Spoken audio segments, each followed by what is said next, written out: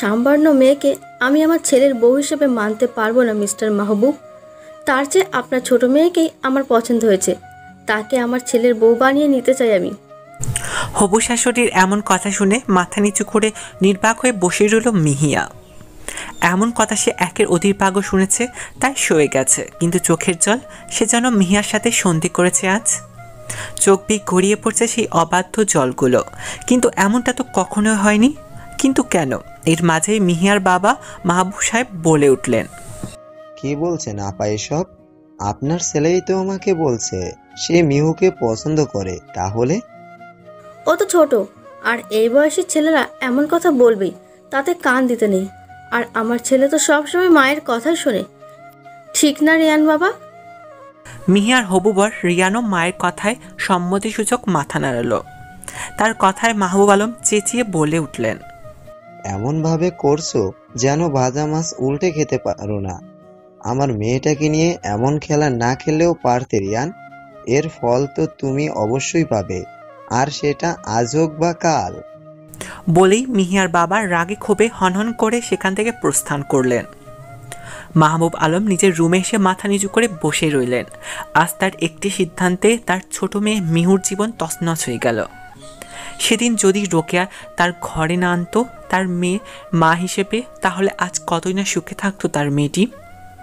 তিনি হাতের উল্টো পিঠে দিয়ে চোখের জল মুছলেন। কি করবেন তিনি? রোকেয়া যে তাকে এমন জালে ফাঁসাবে সেটা তিনি কখনো কল্পনাও করতে পারেনি। তার সকল সম্পত্তির অর্ধেকাংশ নিজের নামে নিয়ে নিয়েছে, বাকিটা তো তিনি নিজেই এতিমখানায় দান করেছিলেন। এত সম্পত্তি তার লাগতো না, কারণ বর্তমান সম্পত্তি দিয়ে তার আরও 14 বংশ চলে যেতে পারত। কিন্তু এসব সে নিজের নামে করে নিবে তা জানত কে? মিহার বাবা যাওয়া মাত্রই মিহার ছোট বোন মানে সৎ বোন রুষাকে বউ সাজিয়ে নিয়ে এসেছে তার ছোট মা মিসেস রোকেয়া। সে তো এটাই চেয়েছিল যেন রিয়ান রুষাকে বিয়ে করুক। অবশ্য রুষা মিহিয়ার চেয়ে রূপের দিক দিয়ে অনেক বেশি সুন্দরী দেখতে, তাতে যে কেউ ওর প্রতি আকৃষ্ট হবে এটাই স্বাভাবিক। আর রোকেয়া সে তো মাহবুব আলমের দ্বিতীয় পক্ষ, তাই মিহিয়া তাকে ছোট মা বলে ডাকে। এর মাঝে রিয়ানের মা বলে উঠল, তো মিসেস মাহবুব, আমরা আজই একত্রে সেরে ফেলতে চাই, কি বলেন আপনি? হ্যাঁ অবশ্যই, শুভ কাজে দেরি না করাই ভালো। তাদের এহেন কথাবার্তায় যেন মিহিয়ার হৃদয়টা ফেটে যাচ্ছে, তাই সে সইতে না পেরে দৌড়ে সেখান থেকে রুমে চলে গেল। রুমে এসে দরজা বন্ধ করে মেঝেতে বসেই জড়সড় হয়ে নিঃশব্দে কান্না করতে লাগলো। আজ তার চোখের জল যেন বাঁধ ভেঙেছে। সে কখনোই ভাবতে পারেনি তার ছোট মা তার সাথে এমনটা করবে। মিহিয়ার 8 বছর বয়সে সে তার মাকে হারিয়ে ফেলেছিল কোনো একটি মেলায়। সেদিন তার বাবা অনেক খোঁজাখুঁজির পরও মিহিয়ার মাকে পায়নি আর। তাই তো তিনি বড় ভাইদের কথা মতো মিহিয়া দেখাশোনার জন্য রোকেয়াকে বিয়ে করার সিদ্ধান্ত নিয়েছিলেন। কিন্তু কে জানতো এই সিদ্ধান্ত তার আদরে মেয়েটির জীবনে কাল হয়ে দাঁড়াবে। মিহিয়া ডুকরে কেঁদে উঠল। কেন মা আমি একা ফেলে চলে গেলে? শুনছো না তুমি তোমার এই ছোট্ট মেয়েটার বুকপাটা আর্ত না? কেউ আমাকে আর ভালোবাসে না, শুধু বাবাই ছাড়া। নিঃশব্দে কান্না করতে করতে চোখ মুখ ফুলে উঠল মিহিয়ার। সে দ্রুত ওয়াশরুমে গেল, মুখের পানি ঝাপটা দিয়ে ফ্রেশ হয়ে রুম থেকে বেরিয়ে কিচেনে গেল। অতিথিদের জন্য নাস্তা বানিয়ে তাদের দিকে এগিয়ে যেতেই রুষার খালা রুয়েনা আর মিহিয়ার হাত থেকে ট্রেটা ছিনিয়ে একটা নিরামিষ বাক্য শুনিয়ে চলে গেল। মিয়া মুচকে এসে দরজা আড়ালে গিয়ে দাঁড়ালো। দেখতে পেল তার হবু বর তার ছোট বোনকে রিং পরাচ্ছে। কতই না খুশি হয়েছে মেয়েটি। মিহিয়া দীর্ঘশ্বাস ফেলে সেখান থেকে রুমে চলে এলো।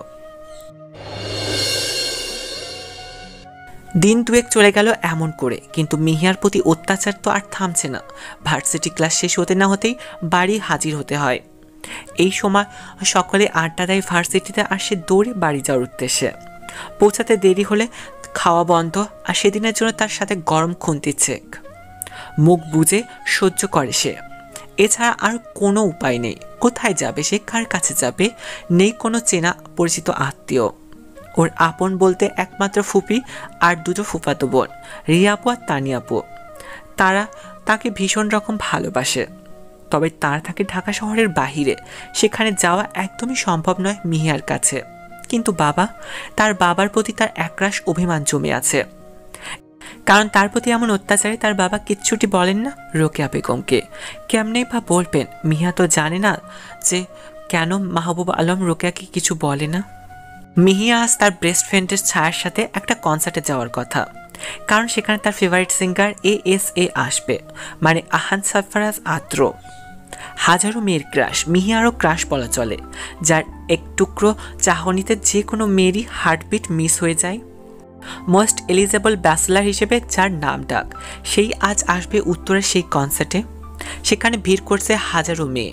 মিহিয়া আর ছায়াও সেখানে উপস্থিত হয়েছে কিছুক্ষণ আগেই। আহান সারফারাজ আদ্র পৌঁছেছে বেশ কিছুক্ষণ আগে। অবশ্য কনসার্ট শুরু হতে এখনো সময় আছে। জাস্ট আদ্রের কণ্ঠ শোনাতে বিমোহিত মনে সেখানে বসে আছে মেয়েরা। বেশ অনেকক্ষণ হলো কনসার্ট শুরু হয়েছে। আদ্র গান গাইছে যেটা মিহিয়ার প্রতিনিয়ত শোনে, দিলকো কারার আয়া, মিহিয়ার ফেভারিট একটা গান। মিহিয়াও মনে মনে খুশি হয়েছে এটা ভেবে যে তার ক্রাশ তার ফেভারিট গানটি গাইছে। তাতে সে মনে মনে সুর মিলাচ্ছে। दुआ भी लगे ना मुझे, दवा भी लगे ना मुझे, जब से दिलों को मेरा तू लगा है। नींद रातों की मेरी, चाहत बातों की मेरी, चैन को भी मेरा तूने यूं दागा है। গানটা এতটাই সুন্দর করে গাইছে যেন তার ভাষা নেই সেটাকে এক্সপ্লেন করার। প্রতিটা লাইন যেন সে নিজ আবেগ দেখিয়েছে।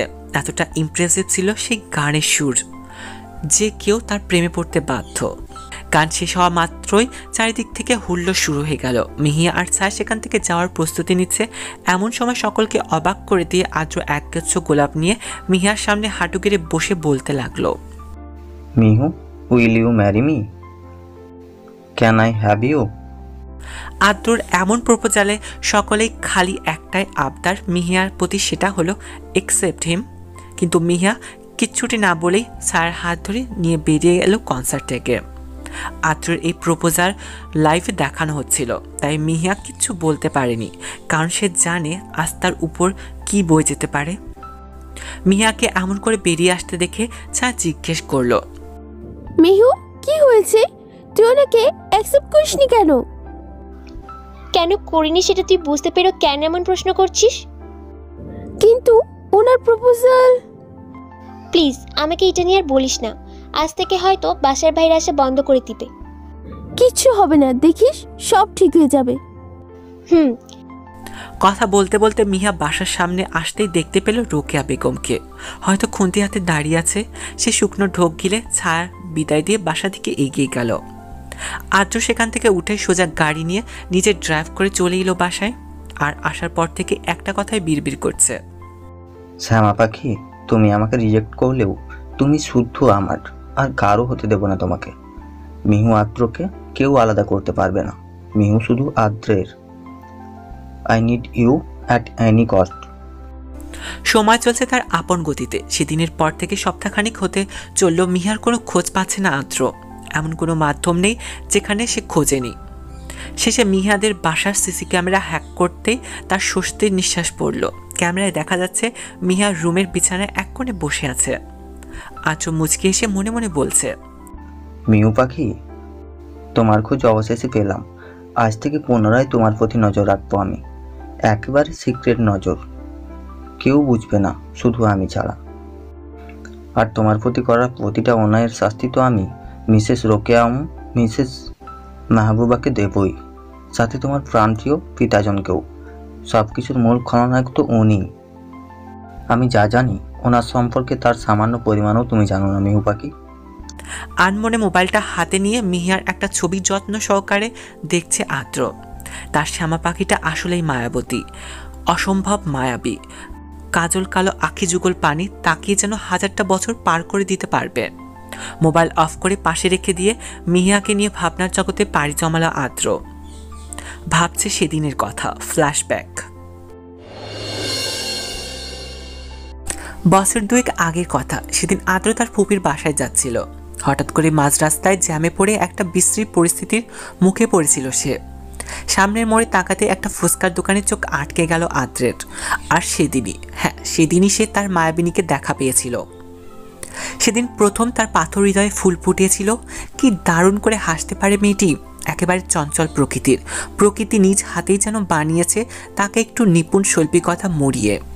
মিহিয়ার প্রাণবন্ত হাসিতেই মুগ্ধ হয়েছিল আদ্র সেদিন। হাসার সময় মুখে টোল পড়া মুহূর্তটা যেন থমকে গিয়েছিল সে।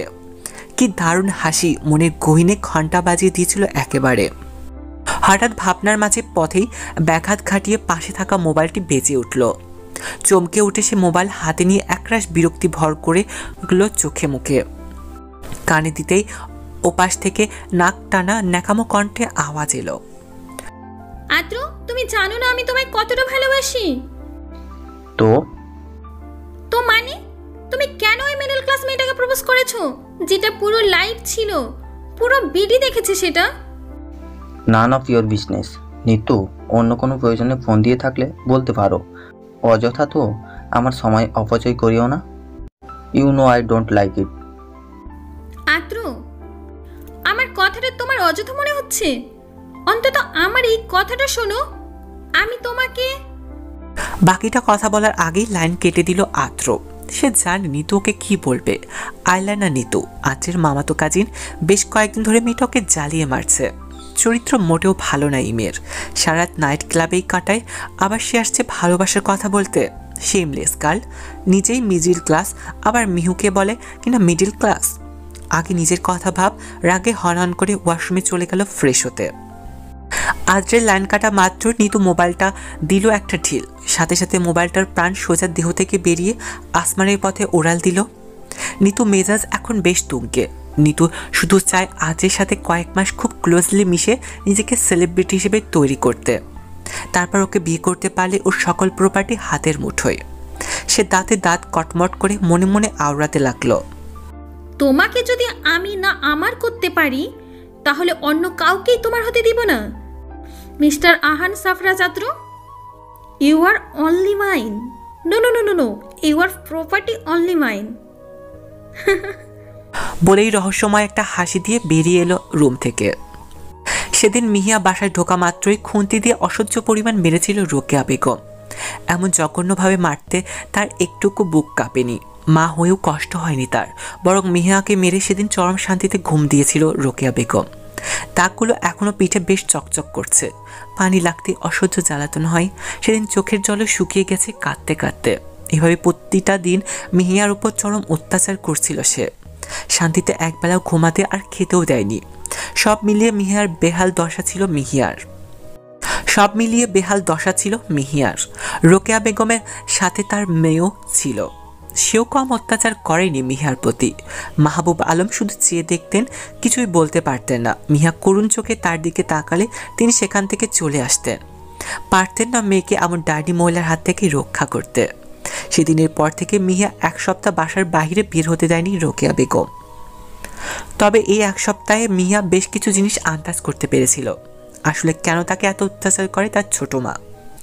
ক্লু পেলেও কি হবে, প্রয়োজন তার প্রমাণ, এভিডেন্স। কিন্তু পাবে কোথায় সে? প্রত্যেকবার সেই কথাগুলো চিন্তা করতেই গোলকধাঁধায় পড়ছে সে। তাহলে কি এর পেছনে বড় কোনো রহস্য আছে? আমার মাকে তাহলে না না এমন কেন করবে আমার বাবা? আজ সকালে বেশ সকালে উঠেছে সে। আজ আবার ভার্সিটি যাবে। রোকেয়া নিজেই তাকে বলেছে যাওয়ার জন্য। সাথে রোকেয়া বেগম মিহার মোবাইলটাও দিল নিয়ে যাওয়ার জন্য। মিহা বেশ অবাক হলো, প্রকাশ করল না। কিন্তু কেন বলল এমন তার ছোট মা? নিশ্চয়ই কোনো কারণ তো আছেই। বেশ কিছুক্ষণ হলো ভার্সিটিতে এসেছে মিহিয়া। ছায়ার জন্য অপেক্ষা করছে। এই এক সপ্তাহে একটি বারও কথা হয় ছায়ার সাথে তার। আধা ঘন্টা বলেও এখনো আসছে না ছায়া। তাই সে ক্যাম্পাসের তার প্রিয় জায়গায় যাওয়ার জন্য এগিয়ে গেল। বেশ নিরিবিলি জায়গাটা, চারিদিকে গাছগাছালি ঘেরা জায়গাটা। পাশে কয়েকটা রুম খালি পড়ে আছে। এই সময় কেউ এদিকটায় তেমন আসে না। মিহিয়া সেই জায়গায় যাচ্ছে, পছন্দের একটা জায়গা। হঠাৎ বা হাতে হ্যাচকা টানে সে খালি রুমে চলে এলো। ভয়ে গলা শুকিয়ে এলো মিহিয়ার। চোখ মুখ কুচকে খাট শার্ট খামচে ধরে জড়সড় হয়ে দাঁড়িয়ে রইল। কিছু সময় যাওয়ার পরও যখন কোনো সাড়া পেল না, তখন সে আপনা আপনি তার খামচে ধরা শার্টটা ছেড়ে দিল। চোখ খুলে সামনে তাকাতেই মাত্রই 2 কদম পিছিয়ে গেল সে। কারণ তার সামনে স্বয়ং আদ্র দাঁড়িয়ে আছে। তাকে দেখে মিয়ার প্রাণ যায় যায় অবস্থা। কয়েকদিন আগেও তার সবচেয়ে পছন্দের মানুষের তালিকায় ছিল, আর আজ সে তার জমের তালিকায়। ভয়ে এক কদম হাতে মুষ্টি করে দাঁড়িয়ে রইল সে। তাকে এমন ভয় পেতে দেখে আদ্র মুচকি এসে বলল,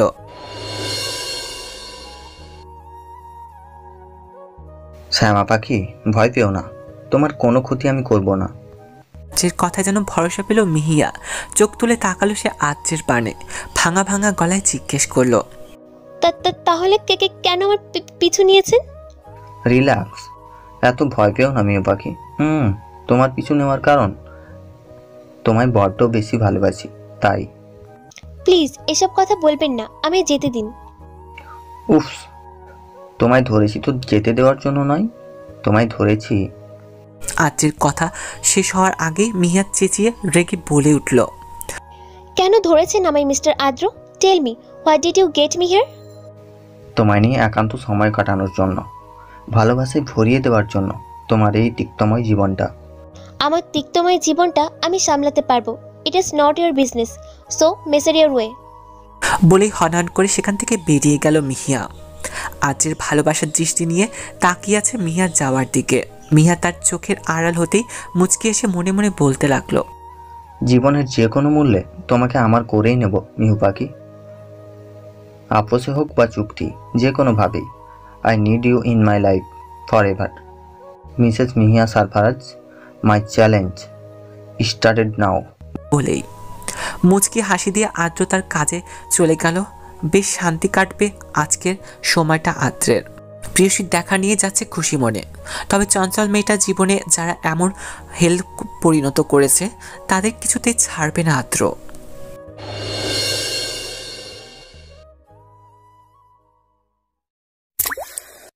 শরৎকে বলা হয় শুভ্রতার প্রতীক। সাদা কাশফুল, শিউলি, স্নিগ্ধ জ্যোৎস্না, আলো ছায়ার খেলা, দিনভর এসব মিলেই তো শরৎ। শরতের স্নিগ্ধতা এক কথায় অসাধারণ। জলহারা শুভ্র মেঘের দল যখন নীল নির্জন নির্মল আকাশে পদসঞ্চার করে, তখন আমরা বুঝতে পারি শরৎ এসেছে। শরতের আগমন সত্যিই মধুর। ঝকঝকে কাচের মতো স্বচ্ছ নীল আকাশ, আর তার মধ্যে পেঁয়াজ তুলোর মতো সাদা মেঘমালা। এইসব নিয়েই প্রকৃতি বরণ করে নেয় শরৎকালকে। কাশফুলের রাশি অপরূপ শোভা ছড়ায়। কাশফুলের এই অপরূপ সৌন্দর্য পুলকিত করেনি এমন মানুষ খুঁজে মেলা ভার। গাছে গাছে শিউলি মন ভোলানো সুবাসে অনুভূত হয় শরতের ছোঁয়া। শরতের মেঘহীন আকাশে গুচ্ছ গুচ্ছ কাশফুলের মতো সাদা মেঘের ভেলা কেড়ে নেয় মন। শরৎকালের বর্ষণ তবে বর্ষার মতো অবিরাম নয়, বরং শরতের বৃষ্টি মানে আনন্দের বার্তা বয়ে আনে। চারপাশে শুভ্রতার মাঝে বৃষ্টির ফোঁটা যেন আনন্দে ভারী। বৃষ্টি শেষে আবারও রোদ। দিগন্ত জুড়ে সাতরঙা হাসি দিয়ে ফুটে ওঠে রংধনু। প্রকৃতির এই অপরূপ যেন প্রিয় মানুষের সান্নিধ্যে চায়। হয়তো ইচ্ছা হয় গোধূলির ওপারে হারিয়ে যেতে প্রিয়জনের হাতটি ধরে। ছাদে খোলা আকাশের নিচে দাঁড়িয়ে আছে আদ্র। প্রকৃতি পানি চেয়ে আছে মুগ্ধ নয়নে। শরতের মেঘহীন আকাশের দিকে তাকিয়ে আছে এক মনেই। কিছু দূরে সারি সারি মেঘের ছোট্ট ভেলা দেখা যাচ্ছে। এমনি এই গোধূলিতে হারিয়ে যেতে চায় আদ্র তার মিহু পাখিকে নিয়ে, তার প্রিয়সীর হাত ধরে। আদ্রের মন আজ বেশ খুশি, কারণ তার মা নিজেই বলেছে সে মিহিয়াকে নিজের পুত্রবধূ হিসেবে দেখতে চায়। যে মানুষটি প্রেম ভালোবাসাতে এতটাই ঘৃণা করত যে নিজের মেয়েকে পর্যন্ত মেনে নেয়নি, আর সেই মানুষটি বলছে সে তার ছেলের পছন্দ মানুষকেই পুত্রবধূ হিসেবে চাইছে। এর যে খুশির খবর আর কি আছে আদ্রের জন্য। এখন শুধু মিহিয়া রাজি হওয়ার পালা, তাহলে সে একেবারে তাকে আপন করে নেবে। আদ্রের কথাগুলো আনমনে ভাবতেই তার ফোন কল এলো। আচমকে এমন হওয়াতেই সে একটু বিরক্ত হলো।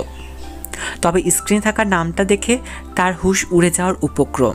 যে মানুষটির পিছনে ঘুরতে ঘুরতে সে আজ ক্লান্ত, আজ সেই মানুষটি তাকে ফোন করছে।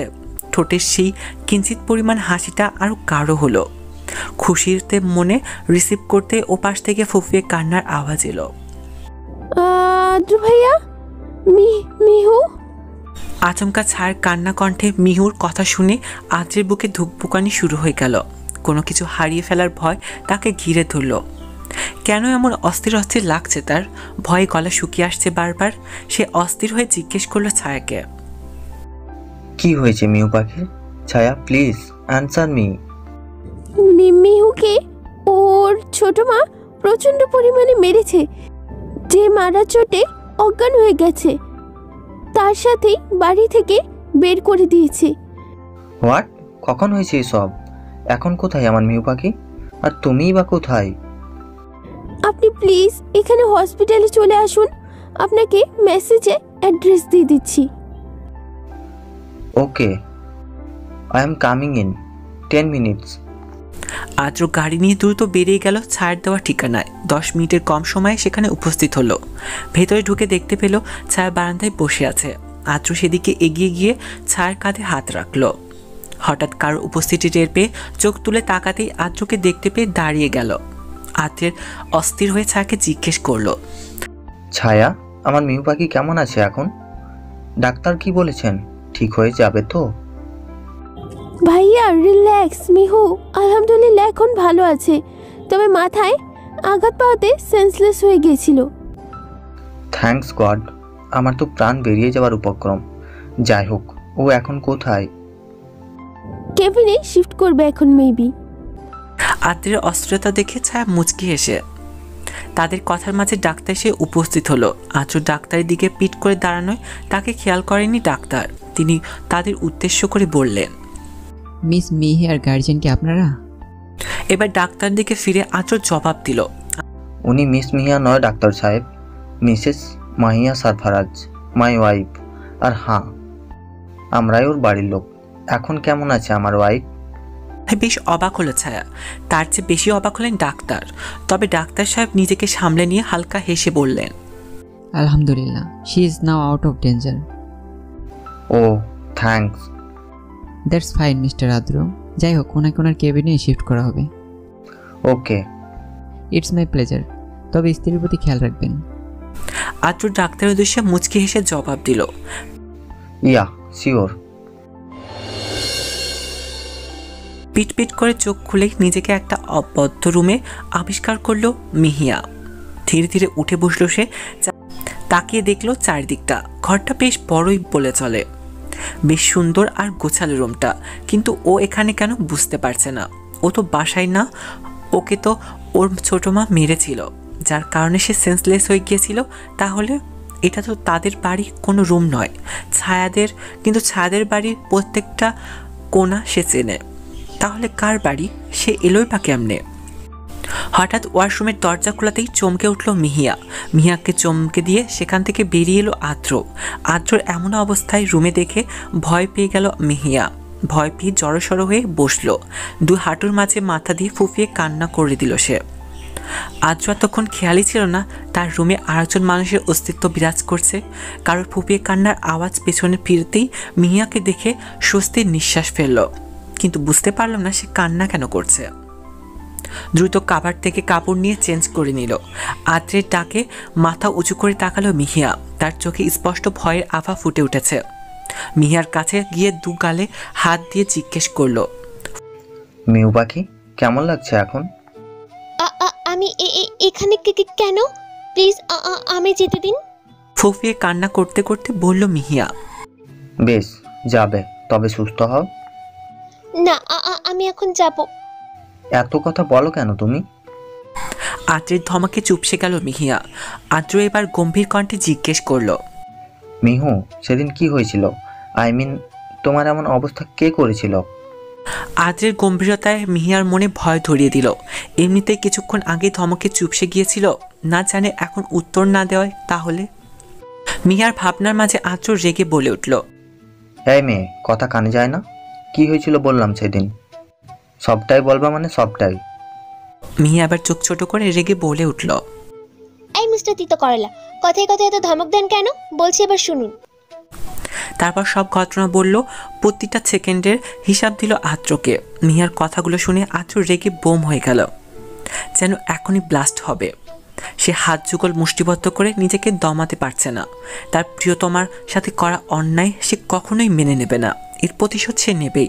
মিহিয়ার কথা শেষ হতেই একজন সার্ভেন্ট খাবার নিয়ে দরজায় নক করল। Come in. শান্ত কণ্ঠে আসার অনুমতি দিল আদ্র। সার্ভেন্ট খাবারগুলো রেখে চলে গেল।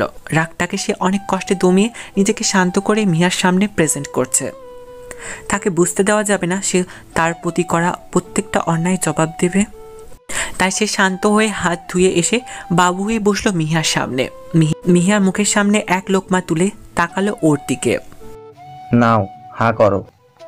মিহিয়ার নাক মুখ কুচকে জবাব দিল, খাবো না। নো মোর ওয়ার্ডস, চুপচাপ হাঁ করো, না হলে জোর করে খাওয়াবো। আদ্রের কথায় মিহিয়া মুখ আপনা আপনি হা হয়ে গেল। আদ্র সুবিধা মতো লোকমাটা মিহিয়ার মুখে চালান করে দিল। এইভাবে একে একে সবগুলো মিহিয়াকে খাইয়ে সে প্লেট নিয়ে বেরিয়ে যাচ্ছিল। কি মনে করে পিছনে ফিরে তাকাতে তা মিহিয়ার দিকে গম্ভীর স্বরে বলে উঠল, চুপচাপ শুয়ে থাকো, আমি এখন আসছি। বলেই বেরিয়ে গেল আদ্র। এতক্ষণ আদ্রের সামনে কিছু বলতে না পারলেও এখন বসে বসে আদ্রের 14 বংশ উদ্ধার করতে লাগলো মিহিয়া। রাত 12:37। এই সময় তেমন কেউ ফোন দেয় না মাহবুব আলমকে, কিন্তু আজ ফোন পেয়ে বেশ অবাক হলেন তিনি। ফোন রিসিভ করতে ওপাশ থেকে একটা অপরিচিত গভীর নারী কণ্ঠস্বর ভেসে এলো মাহবুব আলমের কানে, আর সেটা হলো, কাজটা ভালো করলে না মাহবুব, এর প্রতিটা ফল তুমি ভোগ করবে। কে আপনি? ভয় পেয়ে জিজ্ঞেস করলো মাহবুব আলম। সময় হলে জানতে পারবে। See you soon. বলে কলটা কেটে দিলেন মহিলাটি। মাহবুব আলম বেশ ভয় পেয়ে গেলেন, কিন্তু সে জানলো কেমন করে? আর তাকে তো সে নিজ হাতেই কিছু মেলাতে পারছে না মাহবুব আলম। তবে মিহিয়ার জন্য তার বেশ খারাপ লাগছে। আপন সন্তান বলে কথা, তবু তাচ্ছিলের হাসি দিয়ে শুয়ে পড়ল সে। আপাতত এসব ভাবতে চায় না সে। সাদা মেঘমেলা ভাসিয়ে শরৎকে বিদায় দিচ্ছে সদ্যই। হেমন্তের শিশির বিন্দুতে সাদা কাশফুলের রং এখন ধূসর প্রায়। শীতের আগমনী বার্তায় ঘন কুয়াশার চাদরে ঢাকা পড়ছে ভোরের সোনারাঙা রোদ। বিকেল 5টা না বাজতেই পশ্চিমে ঢলে পড়ছে সূর্য। গোধূলি লগ্ন পেরিয়ে জলদি নেমে আসছে সন্ধ্যা। ভোরের আলো ফুটতেই স্নিগ্ধ শিশির ভেজা সবুজ ধানের পাতাগুলো নুয়ে পড়ছে বাতাসে। সাত সকালে বয়ে আসা হিমেলের হাওয়ার টের পাওয়া যাচ্ছে। ধীর পায়ে শীত নামছে প্রকৃতির। আর শিশির ভেজা ভোর যেন জানান দিচ্ছে ধীর পায়ে শীত আসছে। ভোরের আলো ফুটতে আগেই প্রকৃতি আজ ভর করছে ঘন কুয়াশা চারিদিকে। তাই আজ সূর্যের আভা ছাড়ায়নি, নেমে এসেছে শীতের আমেজ। শীতের সকালে বাগানে খালি পায়ে শিশির ভেজা ঘাসের উপর মনে হাঁটছে মিহিয়া। অনেকদিন পর এমন সুযোগ পেয়ে খুবই খুশি সে। শীতের জানান দিতে কুয়াশা আচ্ছন্ন চারিদিকটা। ওই বাড়িতে থাকাকালীন সময় শুধু অত্যাচারের কারণে এতটুকু শান্তিতেও থাকতে পারেনি সে। সেখানে শিশির ভেজা সকাল তো দূরে থাক, আজ এই মিষ্টিময় মুহূর্তে মিহিয়ার সাথে আছে শাহানা ইয়াসমিন, আদ্রের মা। উনি একেবারেই চলে এসেছিলেন সেদিনই, যেদিন মিহিয়া এসেছিল সালসাবিল মঞ্জিলে। সেদিনের পর থেকে মিহিয়াকে নিজের মেয়ের মতো আগলে রেখেছেন শাহানা ইয়াসমিন। হঠাৎ আজ সকালবেলা মিহিয়া আবদার করে বসলো সে নাকি বাগানে হাঁটবে, তাও খালি পায়ে। তিনি কি আর ফেলতে পারেন তার মেয়ের কথা? তিনিও সায় দিলেন মিহিয়ার কথায়। দুজন একসাথে হাঁটবে শিশির ভেজা সকালে।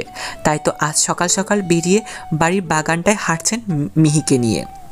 মিহির বাচ্চামোগুলো খিলখিল করে হাসিয়ে সব মিলিয়ে একটা ভালো লাগার মুহূর্ত গড়ে তুলছে আদ্রের মায়ের জন্য। আন্টি, আজ সকালটা বেশ ফুরফুরে, তাই না? রে মা, জানিস তোর আঙ্কেলের সাথে কতই না সময় কাটিয়েছি, এমন বেশ রোমাঞ্চনীয় ছিল। তাই তো আজ কেমন লাগছে? তোমার সাথে বেশ লাগছিল। আমার আজ প্রথম শীতের সকাল তোমার সাথে খুব ভালো লাগছে। মিহিয়াকে নিজের পুত্রবধূ করার আরও একটা মোক্ষম সুযোগ নিলেন তিনি। এর হয়তো একটা কারণ আছে যেটা সকলের অজানা। সব কিছু ঠিক থাকলে শাহানা ইয়াসমিনের এই মোক্ষম চালটাই চালবেন। হঠাৎ আদ্রে একধানে মিহিয়ার দিকে তাকিয়ে থাকতে দেখে মুচকি হাসলেন শাহানা ইয়াসমিন। নিজেই সেখান থেকে সরে এলেন, সুযোগ করে দিলেন আদ্রকে। আদ্র বুঝতে পেরে সেই সুযোগে মিহিয়ার ঠিক পেছনে চলে এলো। অনেকক্ষণ ধরে শাহানা ইয়াসমিনের উপস্থিতি না পেয়ে পেছনে ফিরে তাকাতেই চমকে উঠল মিহিয়া, কারণ তার ঠিক পেছনে আদ্র দুহাত গুজে দাঁড়িয়ে আছে, মুখে মুচকি হাসি, যেটা যে কোনো মেয়ে ঘাল করতে যথেষ্ট। আর সেটাই এখন মিহিয়ার একমাত্র ভয়ের কারণ। আদ্রের ঘোর লাগা দৃষ্টিতে মিহিয়ার দিকে তাকিয়ে আছে। মিহিয়াও তাকিয়ে আছে তার চোখের দিকে। কতটা গভীর তার দু চোখ, সরু চ্যাপটা নাক, দুঠোঁট ঠিক নিচে লালচে একটা তিল, সিল্কি চুল যা ছেলেদের থাকতে নেই, সব মিলিয়ে একদম পারফেক্ট। মিহিয়া কখনো এতটা সামনে থেকে কোনো মানুষকে দিকে তাকায়নি যতটা আজ আত্রের দিকে তাকিয়ে আছে। শ্যামা পাখি, আর কতভাবে আমায় খুন করবে তুমি? হঠাৎ আত্রের এহেন কথায় অবাক না হয়ে পারল না মিহিয়া, মুখ থেকে আপনা আপনি বের হয়ে এলো, মানে হলো তুমি এমন চুল ছেড়ে দিলে কেন? জানো, এই রূপে বারবার খুন হয় আমি। যতবারই তোমার এই রূপ আমার সামনে আসো, ততবারই আমি নিজেকে সামলাতে পারি না, যে বারবার ইচ্ছে করে তোমার মাঝে নিজেকে বিলিয়ে দিই। ইস, শখ কত! আপনি কেন আমার মাঝে নিজেকে বিলিয়ে দেবেন? এবার আদ্রের কথায় মুখ ভেঙচি দিয়ে জবাব দিল মিহি, ভালোবাসি তাই। কিন্তু আমি তো বাসি না।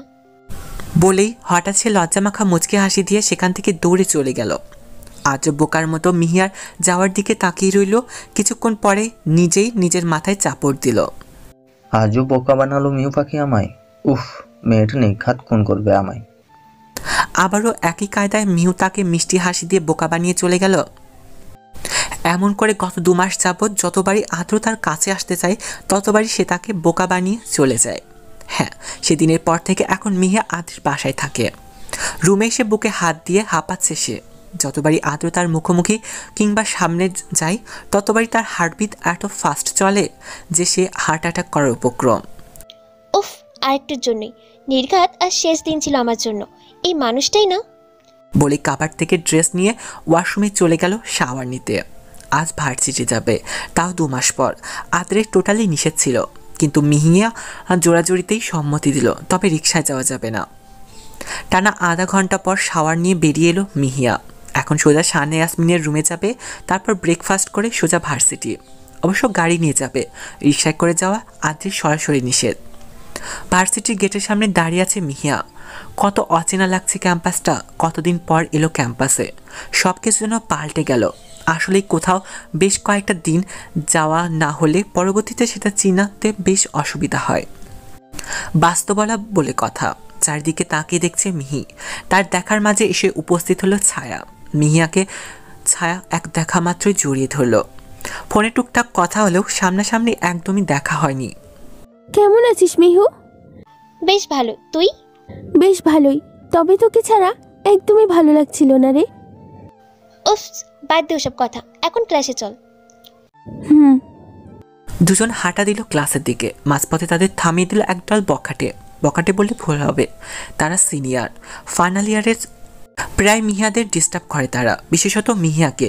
সেদিনের পর থেকে যেদিন আদ্র মিহিয়াকে সকলের সামনে কনসার্টে প্রপোজ করছিল, প্রায় প্রত্যেকটা দিনই এমন করতো। 2 মাস পর এসেও শান্তি পেল না তারা। আজও ঠিক এইরকমই।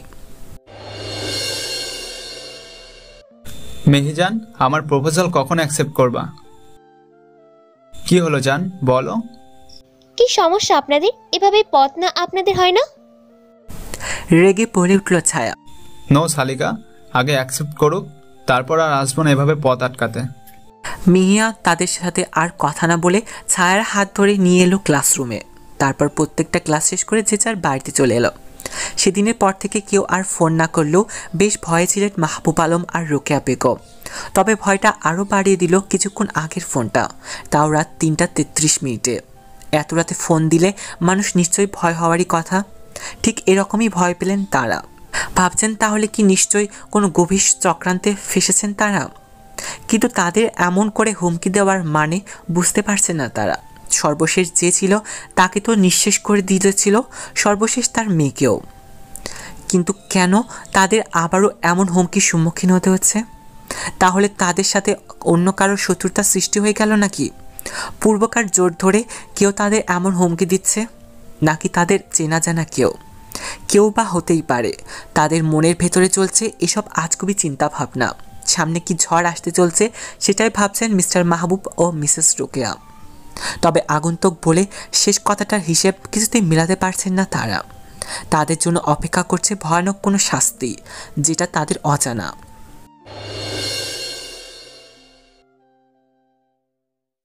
শীতের সন্ধ্যায় পাখিরা সব ফিরে যায় আপন নীড়ে। অন্ধকার শুরুতেই কুয়াশা আচ্ছাদিত হয়ে যায় চারিদিকটা। শিশিরে ভিজে যায় তৃষ্ণার্ত প্রকৃতি। সবচেয়ে সুন্দর দৃশ্য শীতের বিকেল বেলা। সূর্যের অস্ত যাওয়ার মুহূর্তের সময়টা রক্ত লাল হয়ে ওঠে পশ্চিমা আকাশ। আর সবচেয়ে লোভনীয় শীতের এই রাতখানা, যেটা একদিকে কিছু মানুষ প্রিয়জনের সাথে সেরা মুহূর্ত কাটানোর স্বপ্নে বিভোর হয়, অন্যদিকে কিছু মানুষ খুব কাছের মানুষের কাছ থেকে পাওয়া অবহেলা নিয়ে নির্ঘুম রাত কাটিয়ে দেয়। নির্ঘুম রাত কাটানো মানুষদের মাঝে মিহিয়াও একজন হয়ে উঠেছে। কিছুদিন যাবৎ স্বপ্নে নিজের বাবাকে নৃশংস হত্যা হতে দেখে আটকে আছে মিহি।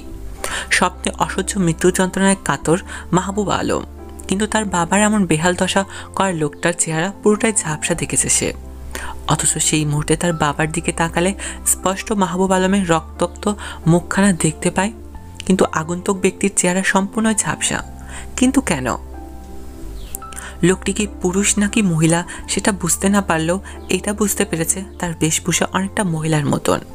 তাহলে কি তার বাবার এমন দশার পেছনে অন্য কোনো রহস্য আছে? স্বপ্নটা তার শোনা রোকেয়া কথাগুলোর সাথে অনেকটা মিলে যায়, যার কারণ রোকেয়া ভাড়া করা লোকদের দিয়ে মেরে বাড়ির বাহির রাস্তায় ফেলে দিয়েছিল। তাহলে কি তার স্বপ্নে আর বাস্তবে রোকেয়ার মাঝে কোনো রহস্য লুকিয়ে আছে? ভাবতে থাকে সে। ঘুমের ঘরে এমন ভয়ঙ্কর একটা স্বপ্ন খালি দেখছে সে। সকালে নিজের রুমে বসে এসব নিয়ে গভীর চিন্তায় মগ্ন সে। ভাবনায় ছেদ পড়ল শাহানা ইয়াসমিনের ডাকে। মিহিমা, কি ভাবছো?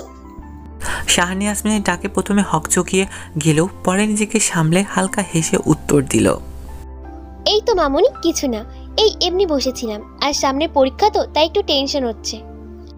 ও আচ্ছা, এই ব্যাপার। টেনশন নিও না মা, আদ্র তো আছেই, সেও ইকোনমিক্সের স্টুডেন্ট। আদ্রই তো তোমাকে হেল্প করবে। এখন চলো ফ্রেশ হবা, আজ একটা বিশেষ জায়গায় নিয়ে যাব তোমায়। কোথায় মামুনি?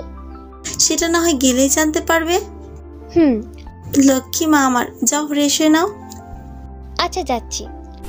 শাহানা ইয়াসমিন খুশি মনে মিহিয়ার রুম থেকে প্রস্থান করলেন। আজ মিহিয়ার সামনে রহস্যের কিছুটা খোলাসা করবেন বলে ভেবেছেন, তাই তার এমন প্রস্তুতি। মাহবুব আলম ও রোকেয়া বেগম দুজনেই তাদের পার্সোনাল উকিল জামাল শিকদারের চেম্বারে বসে আছেন। দুজনেই আজ আর্জেন্ট দেখা করতে চেয়েছিলেন অ্যাডভোকেট জামাল শিকদারের সাথে প্রপার্টি সম্পর্কিত কিছু বিষয়ে। মাহবুব আলম বলে উঠলেন, মাহবুব সাহেব, আজ এত জরুরি তলব, কারণটা বলুন। হ্যাঁ জামাল সাহেব, ইম্পর্টেন্ট কিছু কথা নিয়ে আপনাকে আর্জেন্ট দেখা করতে বলেছিলাম। তো শুরু করুন। আসলে আমরা চাই প্রপার্টিগুলো সব নিজেদের নামে করে ফেলতে। তো আমার মেয়ে মানে যে ছিল মিহিয়া, ওর সব কি এখন নিজের নামেই করা যাবে? হোয়াট? কি যাতা বলছেন? ওর ভাগ্যের সবগুলো প্রপার্টি ওরই থাকবে। ওর ইচ্ছুর বিরোধিতা করে এসব নেওয়া যাবে না। তবে একটা সুযোগ আছে। সুযোগের কথা শুনে মাহবুব ও রোকেয়া দুজনেই দুজনের দিকে তাকালো।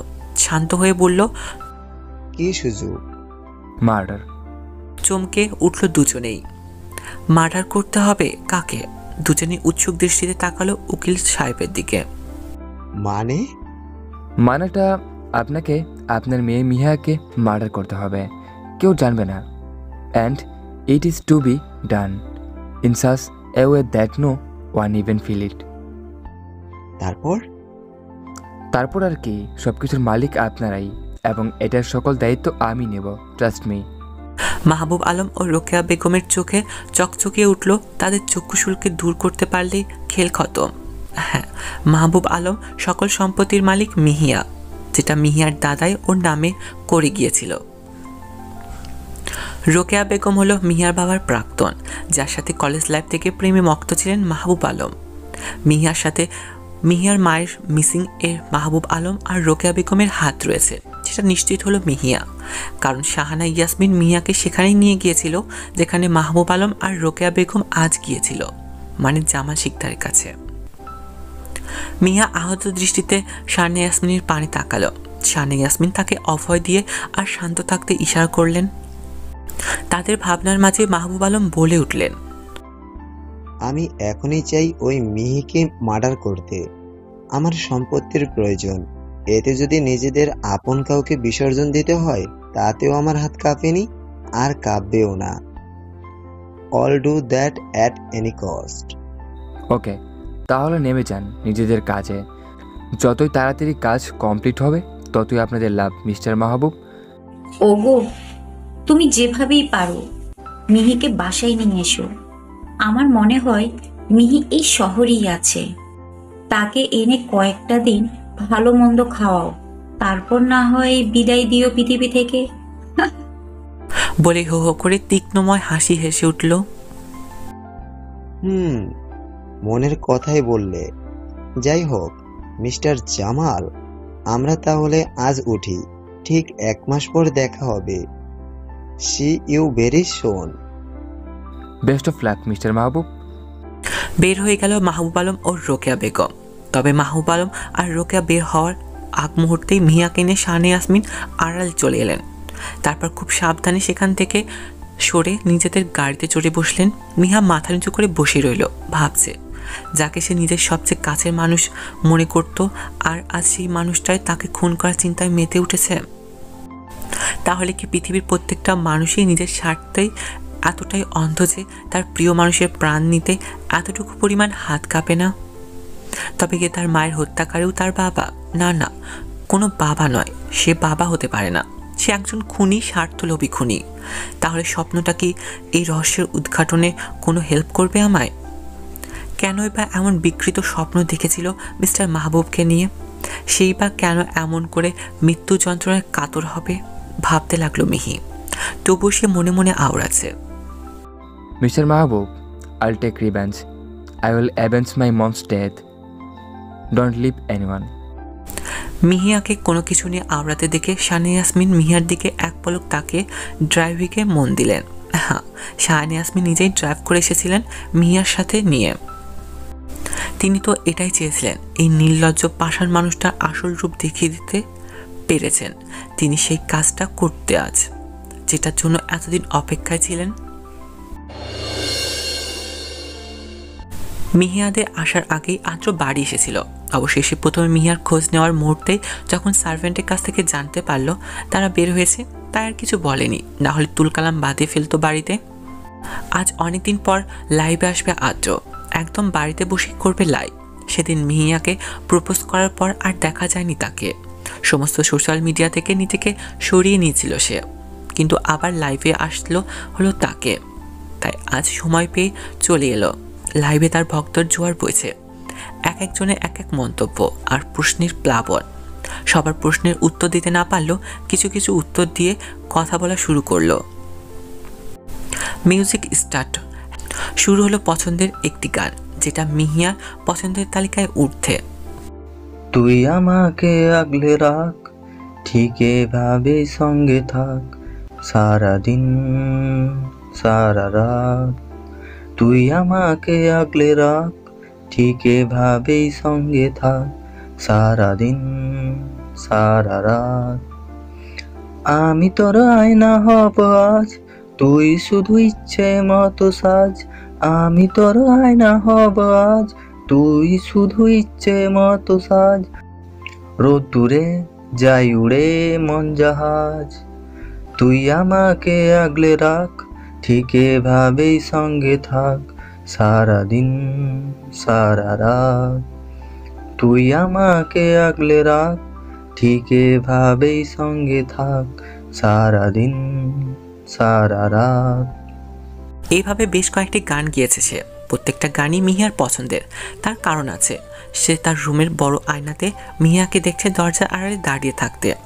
সে জানে মিহি তার গানের প্রচণ্ড রকম ভক্ত, তাই সে প্রত্যেকটা গান মিহিয়ার পছন্দের, যেগুলো মিহি প্রতিদিনই শোনে। মিহি অবাক হয়েও যে আদ্র তার পছন্দের সব গান গাইছে। মনে মনে সে আদ্রকে ধন্যবাদ দিল যে আজ তার মন ভালো করে দেওয়ার জন্য। আর আদ্র সেদিকে তাকিয়ে মুচকি হেসে কয়েকটা গান গেয়ে দর্শকদের উদ্দেশ্যে কিছু বলে দ্রুত লাইভ এন্ড করলো। তারপর এগিয়ে গেল দরজার দিকে, যেখানটায় তার প্রিয়সী উপস্থিত জানান দিচ্ছে। মিয়া গান শুনে এতটাই মত্ত ছিল যে পারিপার্শ্বিক ভাবনা নিয়ে কোনো হুঁশ ছিল না। আদ্র একদম সোজা হয়ে পকেটে দুহাত গুজে দিয়ে স্ট্যান্ড দাঁড়িয়ে পড়ল মিয়ার সামনে। হঠাৎ গান বন্ধ হওয়ায় হুঁশ এলো যে আদ্রের রুমের সামনে দাঁড়িয়ে আছে, কিন্তু তার সামনে আদ্রকে এমনভাবে দেখবে সে ভাবতে পারেনি। চমকে গেল সে। তাড়াতাড়ি চলে যেতে নিলে আদ্র মিহিয়ার কোমর ধরে কাছে টেনে নেয়। আদ্রের এমন ব্যবহার আশ্চর্য চূড়ান্ত পর্যায়ে চলে গেল মিহি। গোল গোল হয়ে এলো চোখ জোড়া। মুহূর্তে লজ্জায় গাল দুটো লাল হয়ে গেল তার। খোলা আকাশের নিচে দাঁড়িয়ে আছে দুজন মানব মানবী। আকাশ পানি চেয়ে আছে দুজনেই, একে অন্যের উষ্ণতা নিচ্ছে আপন মনে। আজ অনেক কষ্টে মিহিয়াকে ছাদে আনতে সক্ষম হয়েছে আদ্র। সেদিন লাইভে আসার পর থেকে আদ্রের থেকে বেশ দূরে দূরেই থাকছে সে। আদ্রের উপস্থিতি মিহিয়া যেন নিজের মাঝেই থাকে না, হারিয়ে যায় নতুন দুনিয়ায়। কেন এমন হয় সেটা মিহিয়ার ধারণা অতীত, তবে তার ভীষণ ভালো লাগা কাজ করে আদ্রের উপস্থিতি। দুজনের ভাবনার মাঝে আদ্র প্রথমে শুরু করলো। অনুভূতির মায়াজালে ভালোবাসার অন্তরে নিহিত থাকে বিচ্ছেদের বেদনা। যাকে বিচ্ছেদ বলা হয় তাকে একান্ত আপন করে পাওয়াও বলা যেতে পারে। কেননা এ প্রেমে নিষেধ নেই, প্রিয় নেই, আছে কেবলমাত্র প্রিয়ের জন্য গভীর অনুরাগ। এ প্রেমে প্রণয়ের স্মৃতিটুকুই থেকে যায়, আর বাকি সকলেই বিলুপ্তর পথে। ভালোবাসা হৃদয়ের কতটা জুড়ে বিস্তৃত আছে তার প্রকাশ ঘটে যার মুহূর্তে মুহূর্তে। ভালোবাসার প্রকাশে নয়, ভালোবাসা অনুভবে পূর্ণতা পায়। যার ভালোবাসা যত গভীর, তার ভালোবাসা তত নীরব, তত গোপন। ভালোবাসা প্রকাশের মধ্য দিয়ে প্রমাণ চায় না, ভালোবাসা অনুভূতির মাধ্যমে বিস্তার লাভ করে। অনুভূতির মধ্য দিয়েই মনে প্রেমানুভূতির স্রোতধারা প্রবাহিত করে। আর ভালোবাসা দুটি প্রাণের মিলন, মিলন দুটি মনের, যেখানে ভালো লাগা কেবল একটি অনুভূতির লক্ষণ মাত্র, যেটা নিতান্তই ক্ষণিকের মোহ। আর ভালোবাসা সে তো চিরস্থায়ী, চিরন্তন সত্য। আকাশের দিকে তাকিয়ে নিজের অনুভূতি প্রকাশ করলো আদ্র। পাশে অবাক চোখে চেয়ে আছে মিহিয়া আদ্রের দিকে। কি সুন্দর করে ছন্দ মিলিয়ে দিল সে, মনটা ছুঁয়ে দিল একদম। এই কয়েকদিনে আদ্রর প্রতি বেশ দুর্বলতা অনুভব করছে সে। আগে থেকে একটা দুর্বলতা ছিল তার প্রতি, কিন্তু এখন সে হাড়ে হাড়ে বুঝতে পারছে আদ্রকে সে ভালোবেসে ফেলেছে, যেটার পরিধি গভীর, কোনো খুঁত নেই এই অনুভূতিতে। মিহিয়া তার নিজের দিকে অবাক চোখে তাকিয়ে থাকতে দেখে লেডি কিলার মুচকি হাসি দিল, যেটাতে তার হার্টবিট মিস হয়ে যাওয়ার চোকার মুহূর্তে আজের মুচকি হাসি দেখে লজ্জার মুখ নামিয়ে নেয় মিহি। প্রচণ্ড পরিমাণে লজ্জা লাগছে আজ। আদ্র এবার মলিন কণ্ঠে বলল, মিহি, তুমি বুঝতে পারছো না কেন? তোমায় ভালোবাসি আমি, প্রচণ্ড পরিমাণে ভালোবাসি। আই লাভ ইউ মিহি, অ্যান্সার মি মিহি।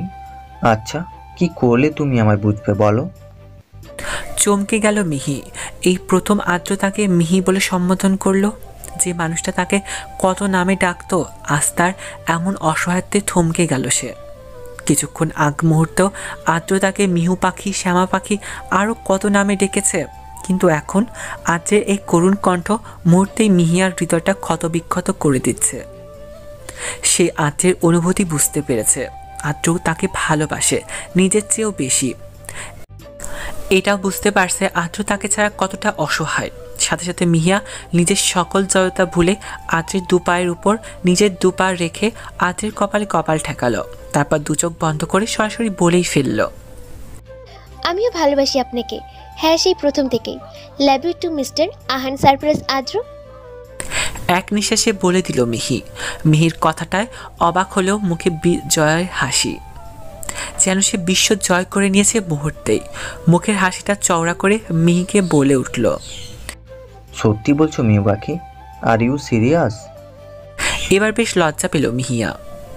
এমনিতেই যে কাজ করলো তাতে তার অবস্থা যাই।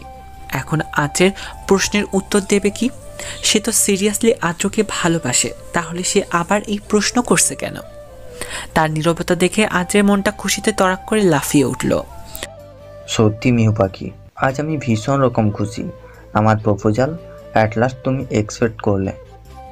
I am happy today. বলেই মুহূর্তে মিহিয়াকে কোলে তুলে নিল আদ্র। কি করছেন কি? পড়ে যাব। কথা বলার আগেই মিহিকে চুপ করে দিল Adro. No more words, just enjoy this moment. You don't know what, it's our first loving day. আদ্রের কথায় চুপ হয়ে গেল মিহি। সেও তো উপভোগ করতে চায় তার ভালোবাসার প্রথম দিন, তাই চুপ করে আদ্রের কর্মকাণ্ড দেখছে। কখনো এতটা কাছে আসেনি কোনো পুরুষের, তাই ফিলিংসটা একটু বেশি রোমান্টিক ওর জন্য। এভাবে সূচনা হলো নতুন একটি বিশুদ্ধতম ভালোবাসার। তাদের জন্য একরা শুভকামনা প্রকাশ করলো আড়ালে লুকে থাকা শাহানা ইয়াসমিন। হ্যাঁ, তিনিও শুনতে চেয়েছিলেন মিহিয়ার মনের কথাটা। তিনি আগেই বুঝেছিলেন মিহিয়া আদ্রকে পছন্দ করে, শুধু পছন্দ নয়, মনে মনে ভালোবাসে।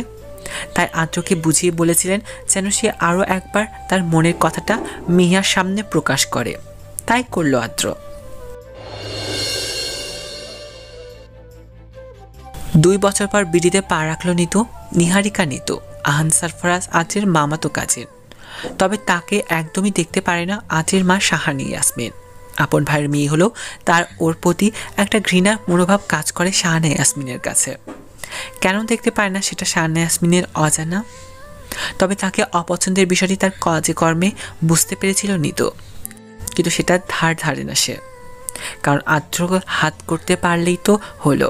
আদ্র তার হাতের পুতুল বানিয়ে ওই বজ্জাত মহিলাকে বাড়ি ছাড়া করবে বলে আশা করে সে। তা নিয়ে আপাতত মাথা ঘামাতে চায় না সে। এছাড়াও তার আরেকটি চমকপ্রদ পরিচয় আছে, সেটা হলো সে মাহবুব আলমের বেস্ট ফ্রেন্ড হায়দার জামানের একমাত্র মেয়ে, যেটা কেউ না জানলেও শাহানি ইয়াসমিন আর শাইলা ইয়াসমিন ঠিকই জানতেন। শাইলা ইয়াসমিন মিহিয়ার মা। তারা 2 বোনেরই ছোট ভাই হলো হায়দার জামান। হায়দার জামান ফ্যামিলি অবশ্য বিদেশে থাকে, মানে সুইজারল্যান্ড। নিজস্ব ব্যবসা আছে তার সেখানে। তবে এখন শুধু নিতু এসেছে বিডিতে। মাহবুব আলম বাসায় থাকবে সে, তাকে নিয়ে যেতে রোকেয়া বেগম আর মাহবুব আলম এসেছেন। অবশ্য সে আজের বাসায় থাকতে পারত, তবে সেটা তার কাজে বাধা দেওয়ার মূল ফটক বলে মাহবুব আলমের বাসায় থাকা। তাকে দেখে এগিয়ে এলো তারা দুজনে। কেমন আছো নিহামা? খানিকটা হাস্যজল মুখে জিজ্ঞেস করলেন রোকেয়া বেগম। বেশ ভালোই, আপনারা? হাসি মুখে উত্তর দিল নিতু। আমরাও ভালো। আচ্ছা, কথা তো বাসাতেও বলা যাবে তাই না? বেশ ব্যস্ততার সাথে বললেন মাহবুব আলম, যেন সে এই মুহূর্তে বেশ ব্যস্ত। কেন সে এমন করছে সেটা একমাত্র সেই জানে। চলুন যাওয়া যাক। মুস্কি এসে মাহবুব আলমের কথায় সায় দিল নিতু। মাহবুব আলম ড্রাইভারকে নির্দেশ দিলেন নিতুর আনা জিনিসপত্রগুলো গাড়িতে বগিতে রাখার জন্য। তারপর 3 জনই গাড়িতে উঠে বসলো। খুশি মনে 3 জনে বাড়ির উদ্দেশ্যে রওনা দিল। সবার চেয়ে বেশি খুশি নিতু। বেশ খুশি সে আদ্রকে নিজের করে নেবে ভেবে। মুখে তার নিষ্ঠুরতার হাসি ফুটে উঠল, যেটা যে কারোর জীবনে ধ্বংস করে দিতেই যথেষ্ট। তবে সে এখনো জানে না তার এই নিষ্ঠুরতা তার নিয়তিকে কোন জায়গায় দাঁড় করিয়ে দেয়। ফ্রান্সের রাজধানী শহর প্যারিসে কোনো একটি রাজকীয় বাড়িতে একরাঙা একটা সোফায় বসে গভীর চিন্তামগ্ন একজন মধ্যবয়স্ক ব্যক্তি। বয়স বেশি হলেও 50-এর কাছাকাছি হবে। মাথায় চুলগুলো সবে হালকা পাক ধরেছে, তাতেই বেশ লাগছে তাকে। আর বাড়ির বাহিরেটা যতই সুন্দর হোক না কেন, বাড়ির ভেতরকার সৌন্দর্যের সাথে বাহিরের সৌন্দর্য কোনো তুলনাই হয় না। তার ধ্যান ভাঙল একজন নারী কণ্ঠে। ডাক শোনা মাত্রই ধীরে ধীরে মাথা তুলে তাকালেন সেদিকে। অস্পষ্ট স্বরে উচ্চারণ করলেন, শাহেলা।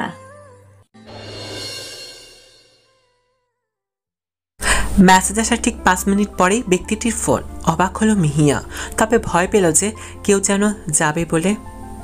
সে চায় কথাটা যেন কেউ না জানে, তাই ভয় নিয়ে কল রিসিভ করলো। রিসিভ করা মাত্রই ওপার থেকে ব্যক্তিটি বলা শুরু করলো, মিহু কোথায় তুই, বাসায় নাকি? আজব ব্যাপার, রাত 12:50-এ আমি বাসায় নয়তো কি বাড়িতে থাকবো? আরে তুই তো দেখে রাখতে পারিস, জানতাম না তো। মাহিন্য, তোর হাতের কাছে পাইলে এখন আলু ভর্তা বানাতাম, তোর গোষ্ঠীর ষষ্ঠী খেলাই আমি। আর কইতাম না বোন, মাফ কর। কেমনে মাফ করুম? বেকারের মতো কথা কেন বলস? আর কমো না, আর যেটার জন্য ফোন করছি সেটাই তো বলা হলো না। বলবি কেমনে? হুদাই উল্টো পাল্টা প্রশ্ন জিজ্ঞাস। আচ্ছা যাই হোক, বল কি কারণে এত জরুরি ফোন দিলি? আর মেসেজ তো দেখলাম, তাতেই তো হবে, ফোন কেন করলি? কুল, আস্তে আস্তে প্রশ্ন কর, সবকিছুর উত্তর দিব তো। বল। যে এখন ওই বাড়িতে আছে, মানে আব্বুর ছদ্মবেশ ধরে, সে বাহিনীর বিশেষ ইনফরমার থেকে পাওয়া সকল অক্ষরে অক্ষরে বলে দিল। মিহিয়ার ঠোঁটের কোণে হাসিটা আরো চওড়া হলো। সব কথা শোনার পর মিহিয়া বলল, তাহলে আমাদের পরিকল্পনা মতন এগোতে হবে। আচ্ছা এখন রাখি, কেউ দেখে ফেলবে। বলে ফোনটা রাখতেই আজও মিহিয়ার রুমে প্রবেশ করলো। সোফায় বসতে বসতে মিহিয়ার উদ্দেশ্যে বলে উঠল, কেউ দেখুক আর না দেখুক, আমি কিন্তু সবেই দেখেছি। আর শুনেও নিয়েছি। বাই দ্য ওয়ে, মাইনের সাথে কথা হয় কেমনে? মাহিন। মিয়ার ভয় হতে লাগলো আদ্র সব জেনে ফেললো সেটা শুনে। তাহলে কি তার কাজে আদ্র বাধা হয়ে দাঁড়াবে? তার ভাবনার মাঝে আদ্র বলে উঠল, মিহি ঘাবড়ে গেছো? Don't worry, help you in every moment. আমি জানি তুমি হয়তো আমায় বিশ্বাস করতে পারছো না, তবে আমি তোমায় বলছি, ট্রাস্ট মি। আমি যেটুকু জানি তুমি হয়তো তাও জানো না। সো আমরা এক হয়ে কাজ করলে কেউ আমাদের বাধা হয়ে দাঁড়াতে পারবে না। তবে একটা খবর শুনে নাও, নিতু, আই মিন তোমার কাজিন, মানে মামাতো বোন কাজিন নিহারিকা নিতু এখন তোমার বাসায়, যে আমাকে প্রতিনিয়ত ডিস্টার্বেট করে। তাই আমাদের যৌথভাবে একটা খলনায়ককে কঠোর শাস্তি দিতে হবে। একটা খলনায়ককে কঠোর শাস্তি দিতে হবে। Will you always be by my side all the time?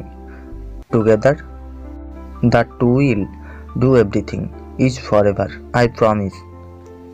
মিয়া অবাক হয়ে আদ্রের দিকে তাকিয়ে রইল।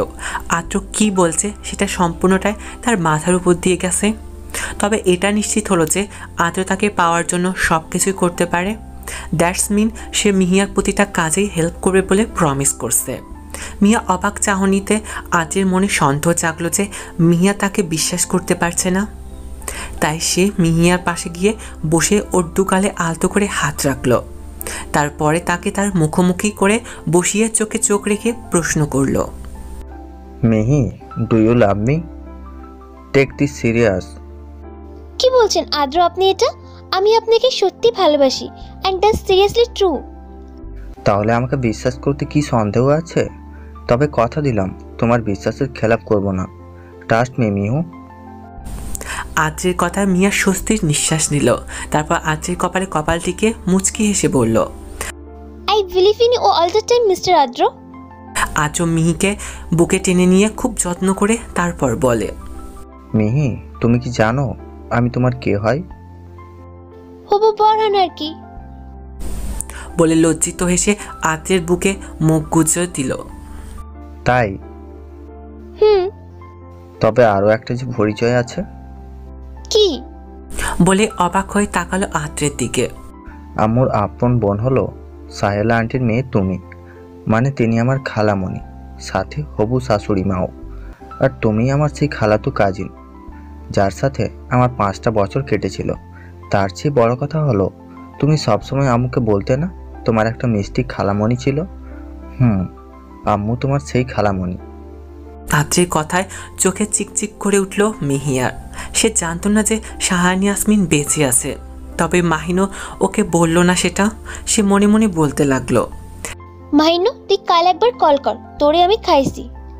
এটা ভেবেও খুশি লাগছে যে তার ঘাস ফড়িং এখনো তার বাড়িতেই আছে। কি ভাবছো মিউ পাখি? আদ্রের কথায় ভাবনার জগৎ থেকে বের হলো। না না, মানে ভাবছি মাহিন আমাকে সেটা বললো না কেন? কারণ সেটা মানা করেছিলাম আমি, তাই তাকে বলেছিলাম সেটা আমিই তোমাকে বলবো।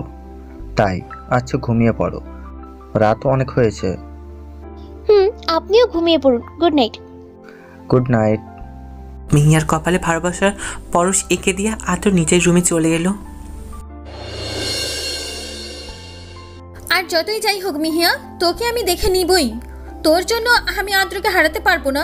ইয়েস, তোকে আমার পথ থেকে সরাতেই হবে।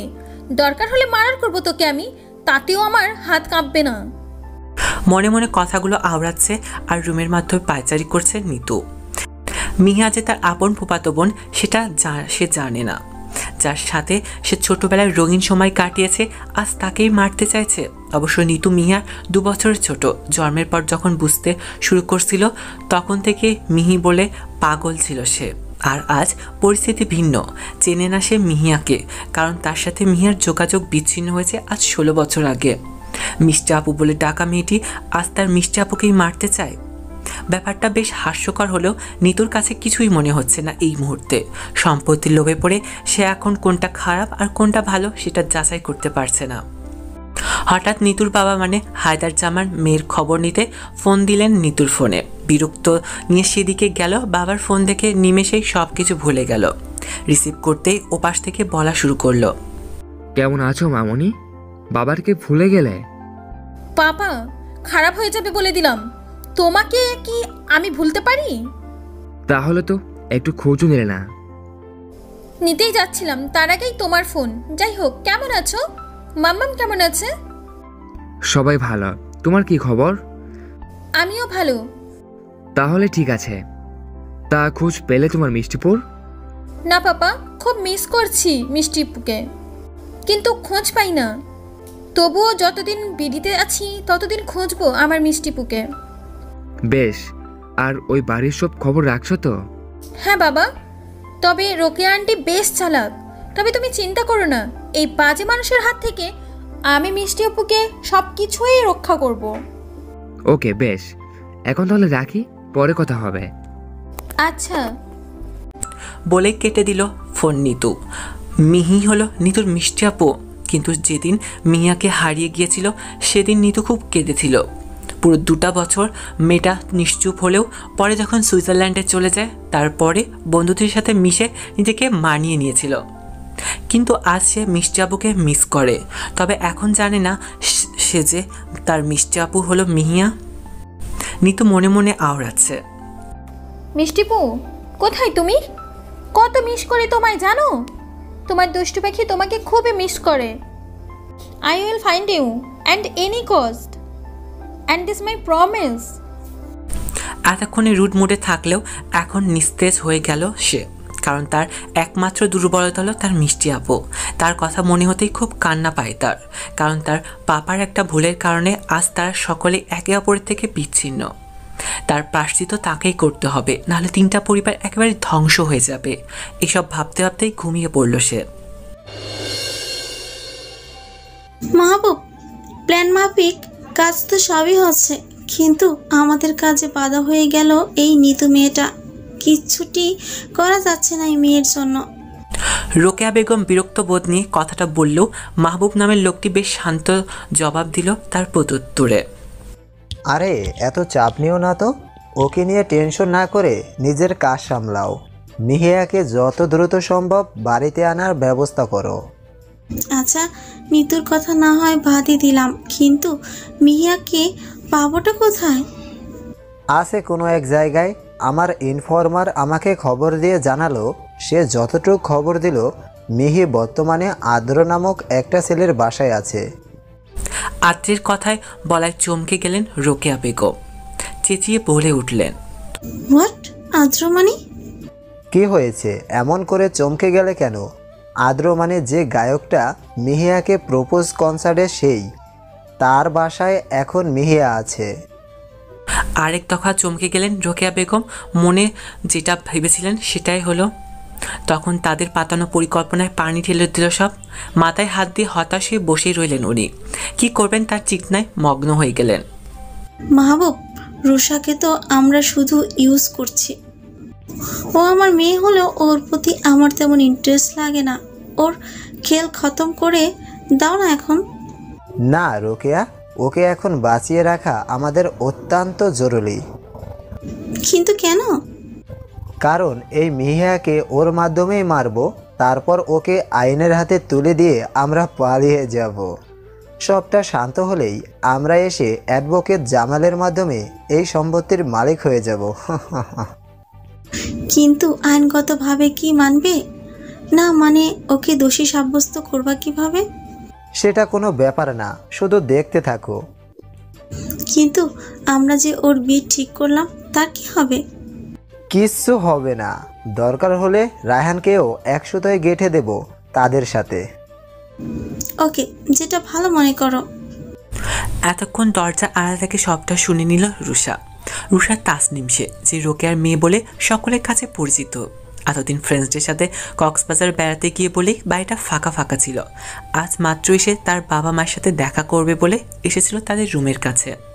কিন্তু রুমে ঢুকবে এমন একটা মুহূর্তে তার বাবা মায়ের এহেন কথা শুনে বাকরুদ্ধ হয়ে গেল সে। যাদের কিনা সে বিশ্বাস করত, আপন মা বাবা ভাবত, তারাই আজ তার বিশ্বাসের মূল্য খুব ভালো করেই দিয়ে দিল। সত্য হলেও তারা কিনা তার মা বাবা। কথাটা মনে হতে তার মনে একরাশ ঘৃণা জন্ম নিল তার মায়ের প্রতি।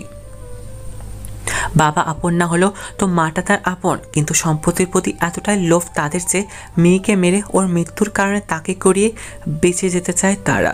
ভাবতেই মুখের রং পাল্টে গেল তার। রেগে গিয়ে রুমে ঢুকবে এমন মুহূর্তে আরেকটি কথা শুনে আরেক দফা চমকে গেল সে। আমার না ওকে মারতে মন চাইছে না। আপন গর্বের মেয়ে আমার সে, তুমি অন্য ব্যবস্থা করো প্লিজ। আরে ও তোমার নিজের মেয়ে নাকি যে দরদ উতলিয়ে পড়ছে? মানে কি বলছো এসব মাহবুব? তুমি না বলেছিলে আমার মেয়ে হয়েছিল, তাহলে রুষা কি? আর আমার বাচ্চাটার কি হয়েছিল? তোমার বাচ্চা তো সেদিনই মারা গিয়েছিল, আর মেয়ে আর ছোট ভাইয়ের সাথে আরেকটি মেয়ে জন্ম নিয়েছিল। ডাক্তারকে টাকা খাওয়াই আমি ছেলেটাকে কিনে নিতে চেয়েছিলাম, কিন্তু ওই নার্সটা সেখানে গন্ডগোল বাঁধিয়ে দিল। সে গিয়ে শাহানা আপার কোলে ছেলেটাকে দিয়ে দিল। তবে মেয়েটিকে সে দেখতে পায়নি, কারণ তার নিয়ে যাওয়ার পরেই ডাক্তার তাকে শায়লার গর্ভ থেকে বের করেছিল। তারপর ডাক্তার কৌশলে তাকে দ্রুত আমার কাছে দিয়ে চলে গিয়েছিল। জানো মেয়েটি কে ছিল? মেয়েটি হলো রুষা, সেই মিহিয়ার ছোট ভাইয়ের যমজ বোন, মানে মিহিয়ার আপন বোন সে। আর রুষাকে নিয়ে আসার সময় লোক লাগিয়ে টাইম বোম ফিট করে দিয়েছিলাম শাহানা আপার গাড়িতে, যাতে সকলেই মারা যায়। এবং তাই হলো, সকলে সেদিন মারা যায়। আর রুষাকে নিয়ে এই বাড়িতে চলে আসি আমরা, কারণ আমাদের আপদ বিদায় হয়েছিল সেই দিন। এখন শুধু রুষা আর মিহিয়ার পালা। দুটোকে মারতে পারলেই সব সম্পত্তি আমাদের হবে। হা হা হা হা। আহারে, আমার মেয়েটা কয়েকদিন পর তার মা বলা সৎ মায়ের কাছেই প্রাণ দিবে। ভাবতেই অবাক লাগে না, তাই না? দুজনেই বেদারক হেসে চলছে, আর দরজার ওপাশে রাগেহীনার চোখের জল ফেলছে রুষা। দৌড়ে নিজের রুমে চলে এলো সে। সোজা বিছানার উপর উপুর হয়ে পড়ল সে। মনে মনে আওড়াতে লাগলো, মিস্টার মাহবুব, আপনি আমার আপন বাবা হয়েও আমার মা, ভাই আর বোনের ক্ষতি করেছেন শুধুমাত্রই সম্পত্তির লোভে। সাথে আপনার so called wife Mrs Rokeya Begum, তাই না? Okay, let's start my game and finish both of you. মা ভাইয়া নেই, নো প্রবলেম, তবে আমার আপনিকে আমি খুঁজে বের করবই। আমরা দু বোন মিলে তোদের মতন ক্যারেক্টারলেস মানুষের সাজা দিব। C you soon. ফ্রেশ হয়ে ওয়াশরুমে চলে গেল। টানা 1 ঘন্টা শাওয়ার নিয়ে বেরিয়ে এলো সে। কাভার থেকে একটা চুড়িদার পরে বেরিয়ে এলো রুম থেকে। যত সম্ভব তাকে স্বাভাবিক থাকতে হবে, কেউ যেন ঘুণাক্ষরে টের না পায় তার কাজকর্ম। এখন তাকে শুধু জানতে হবে তার আপনি কোথায়, সেটা বাদ বাকি কাজ সেই করবে। দুপুরবেলা হয়ে এলো প্রায়। রোকেয়া বেগম মনে সুখে টিভি দেখছেন, যেন কিছুই হয়নি এখন। রুষা গিয়ে তার পাশে সোফায় আরাম করে বসলো। রোকেয়া বেগম তাকে দেখে চমকে গেলেও স্বাভাবিক হয়ে জিজ্ঞেস করলো, কখন এলি মামনি? এই তো কিছুক্ষণ আগে, টায়ার্ড লাগছিল তাই তোদের সাথে দেখা না করে চলে গিয়েছিলাম। আচ্ছা বেশ, চলো খাবে। তোমার সাথে একজন নতুন আপু পরিচয় করিয়ে দিব। কে সে? বলেই নিতুর রুমে গেলেন। তখন নিতু শুয়েছিল তার কাছে গিয়ে। ওয়েট, আমি ডাকছি। নিতুমা, চলো খাবে, এখন দুপুর হয়ে এলো যে। আচ্ছা আন্টি, চলুন। দুজনে বেরিয়ে এলো ড্রয়িং রুমে। সেখানে অবশ্য রুষা বসেছিল। রোকেয়া বেগম রুষার সাথে নিতুর পরিচয় করিয়ে দিলেন। বেশ কিছুক্ষণের মাঝেই তাদের আলাপচারিতা বেশ ভালোই জমে উঠল। মিহু, কি হয়েছে? এমনভাবে রেগে আছিস কেন তুই? রাতে আদ্রের কাছ থেকে সত্যটা শোনার পর শাহানা ইয়াসমিনের উপর খুব রাগ হয়েছিল তার। এত কাছ থেকেও পরিচয় দিলেন না নিজের, তাই সে তার উপর অভিমানের সাথে রাগ নিয়ে বসে আছে। একদম কথা বলবে না আমার সাথে, তুমি খুব পচা খালামণি। মিহিয়ার মুখে খালামণি ডাকটা শুনে চমকে গেলেন শাহানা ইয়াসমিন। মিহি জানলো কেমন করে সে তার খালামণি? অবাক হয়ে জিজ্ঞেস করলেন তাকে, কি বলছিস মিহু? আমি? একদম না, তুমি আমার খালামণি শাহানা ইয়াসমিন, আমার আম্মু শাহেলা ইয়াসমিনের একমাত্র বোন। সবটাই আমি জানি, একদম সবটাই। কথাই বলবো তোমার সাথে। বেশ চমকে উঠলেন তিনি। অবাক হয়ে জিজ্ঞেস করলেন, কেমনে জানলি তুই? আমি বলেছি। পেছনে ফিরে আরেক দফা চমকে গেলেন তিনি, কারণ আদ্র মুচকি হাসি দিয়ে দাঁড়িয়ে আছেন। অবাকের চূড়ান্ত সীমায় পৌঁছে গেলেন মিহিয়ার কথা শুনে। আম্মু আর আব্বু এখনো বেঁচে আছেন, and now they are in Paris. খালামণি, আই নো এভরিথিং, কারণ মাহিন আমাকে সবটা বলেছে খালামণি, সাথে আদ্র বলেছেন। মাহিনকে চেনো তো? মাথা নাড়ালেন তিনি, মানে চেনেন। অবাকের পর অবাক হচ্ছেন, যেন আজ তার অবাক হওয়ারই দিন। তবে খানিকটা স্বাভাবিক হয়ে জিজ্ঞেস করলেন তাদের, এত কিছু জানলে কেমনে তোমরা? জেনেছি কোনো এক বিশেষ মাধ্যমে, তবে সময় হলেই জানিয়ে দেব। আর মিহুমা, রাগ করিস না আমার সাথে। আমি সবটাই জানতাম, এমনকি তোকেও চিনতাম, তবুও কাছে আনতে পারিনি ওই বদমাস লোকটার কারণে। আর তোদের না বলারও কিন্তু কিছু কারণ আছে। একটা কারণ এটাই যে কিছু কিছু সময় দেয়ালেরও কান থাকে, তাই। কোনো কথা শুনবো না তোমার, তুমি খুব খারাপ, আমাকে একটা বারও বললে না তুমি। আচ্ছা মা, সরি। এই দেখ, কান ধরলাম। ইস, কান ধরতে হবে না, আমি তো এমনিতে বলছি। জড়িয়ে ধরল শাহানি ইয়াসমিনকে, তিনিও জড়িয়ে ধরে মাথায় হাত বুলে দিতে লাগলেন। বৌমাকে পেয়ে আমাকেই ভুলে গেলে? কপট রাগ দেখিয়ে বলল আদ্র। আদ্রের কথায় অবাক হয়ে গেল মিহিয়া, চোখ বড় বড় হয়ে গেল তার। মুহূর্তেই লজ্জার আভা ফুটে উঠল মুখশ্রীতে। পরে আবার চোখ নামিয়ে নিল সে। শাহানি ইয়াসমিনও বুঝতে পেরে বললেন, আমার বৌমাকে ধরেছি বলে হিংসা হচ্ছে? আরো ধরবো, দেখি কেমন লাগে আপনার। খালামণি বলেই থামিয়ে দিলেন শাহানি ইয়াসমিন। নো খালামণি, এখন থেকে মা বলবি। আমার ছেলের বউ করব বলে পণ করেছি আমার বোনের কাছে। আর আদ্র তোকে খুব ভালোবাসে, সো তুই আমার বৌমা। কি রাজি তো? লজ্জা পেয়ে মাথা কাত করল সে। তারপরে লজ্জা পেয়ে দৌড়ে চলে গেল রুমে। শাহানি ইয়াসমিনও মুচকি এসে নিজের রুমের দিকে পা বাড়ালেন। আমার এক্ষুনি তাকে চাই, অ্যাট এনি কস্ট। কারণ তো আমার প্রথম টার্গেট হলো সে, না হলে তোকে মারতেও হাত কাঁপবে না আমার। বস, কিন্তু কোনো কিন্তু নয় মাহমুদ, কোনো কিন্তু নয়। বলেই রেগে চেঁচিয়ে উঠল বস লোকটি। আচ্ছা বস। বলেই ভয় ভয় স্থানটি ত্যাগ করল মাহমুদ নামক লোকটি। Niharika Nitu, you will be finished tomorrow. বিকট কণ্ঠে হেসে উঠলেন লোকটি, যেন হিংস্র কোনো কিছুর অপেক্ষায় আছে সে।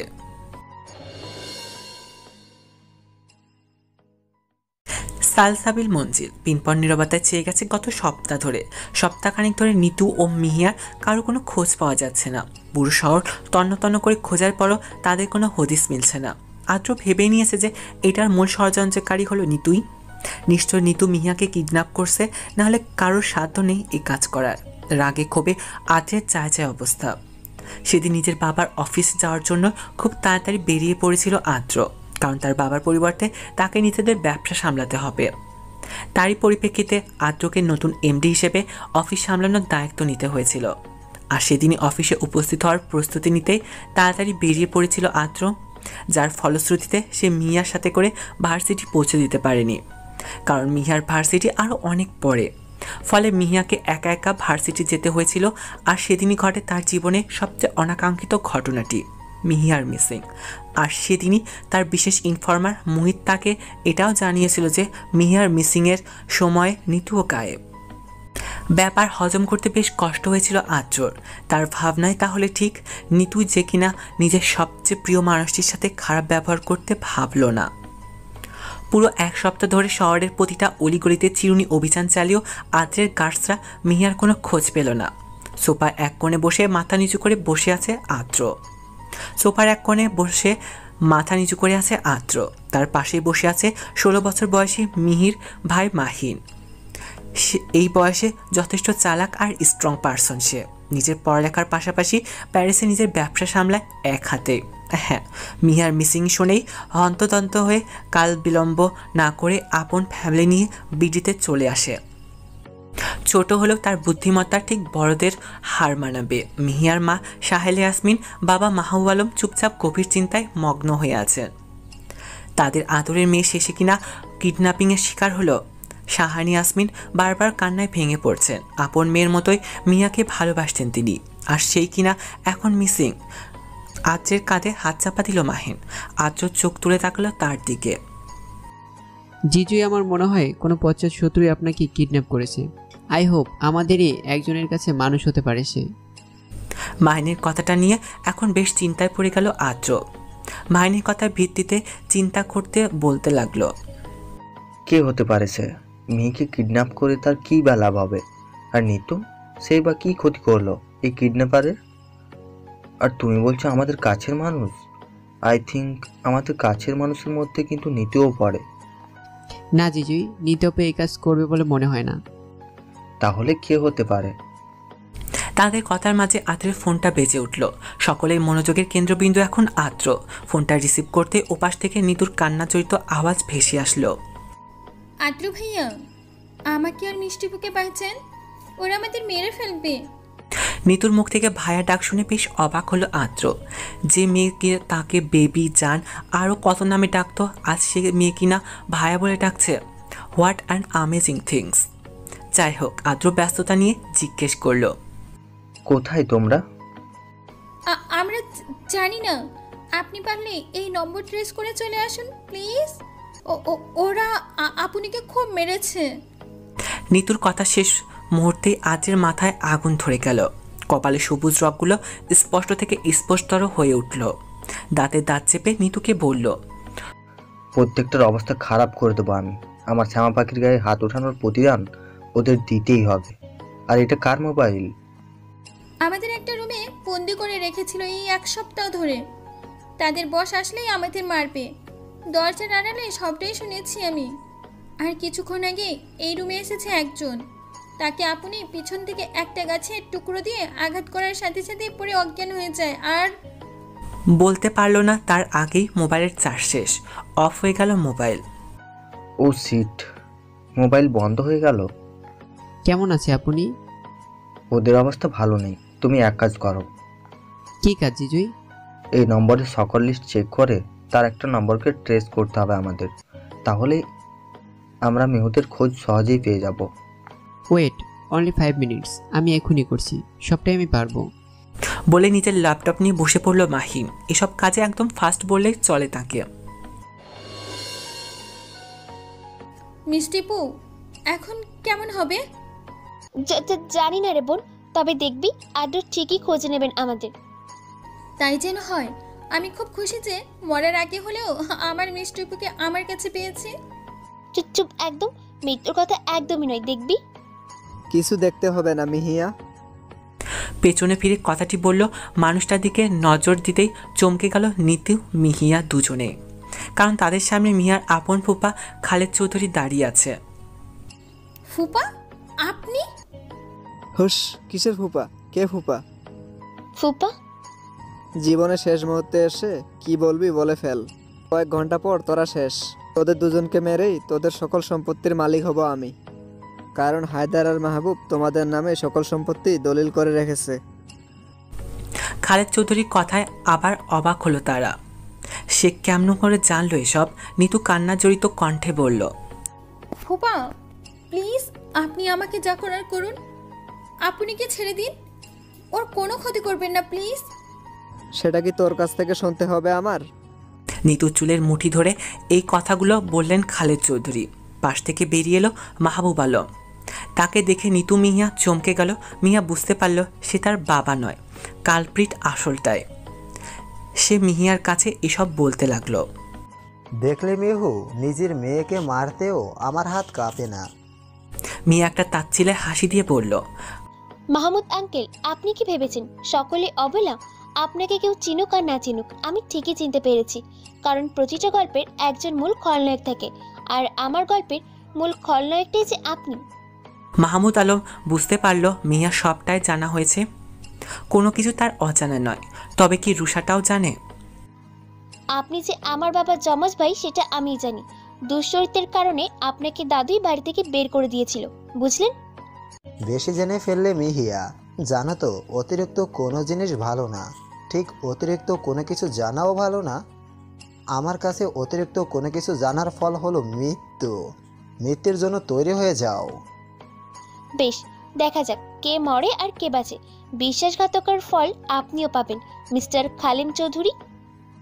খালেদ চৌধুরীর দিকে আঙুল তুলে বলল মিহিয়া। ব্যঙ্গতরেও হাসি দিয়ে খালেদ চৌধুরী। তার কথার মাঝে নিতু বলে উঠল, কি ভেবেছেন মিস্টার? আপনারা যাই বল তাই হবে? মাহবুব আঙ্কেল কিডন্যাপের আগের রাতে করিডোরে যখন বস সম্বোধন করে আপনার সাথে কথা বলছিলেন, তখনই আমি সবটা শুনে ফেলি। আর উনি যে মিষ্টিপুর বাবা নন সেটাও জানতে পেরেছিলাম সেই দিনই। আর সেদিনই নিজে ইচ্ছায় ধরা দিয়েছিলাম আমি। কেন জানেন? কারণ আমার মিষ্টিপুকে যে দেখতে পারি, কিন্তু সেখানেই মিহি আপু দেখে বুঝতে পারলাম রোকেয়া আন্টি কেন আমার কাছ থেকে সবটা লুকিয়েছিল।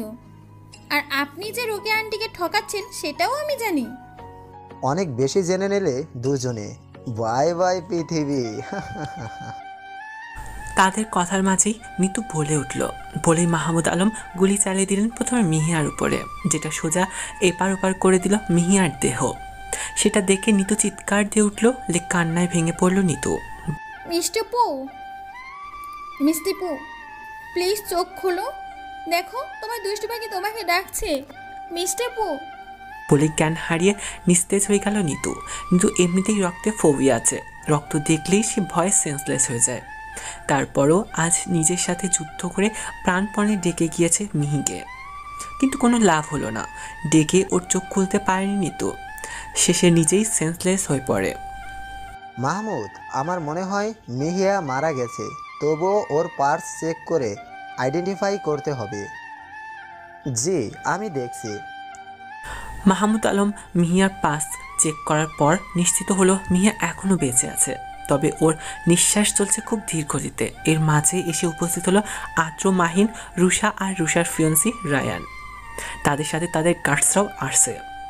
আদ্রের গার্ডসরা মাহমুদ আলমের সব গার্ডসকে মেরে ভেতরে প্রবেশ করলো। মাহমুদ আলম গার্ডস আর অবশিষ্ট নেই যে তাদের রক্ষা করবে।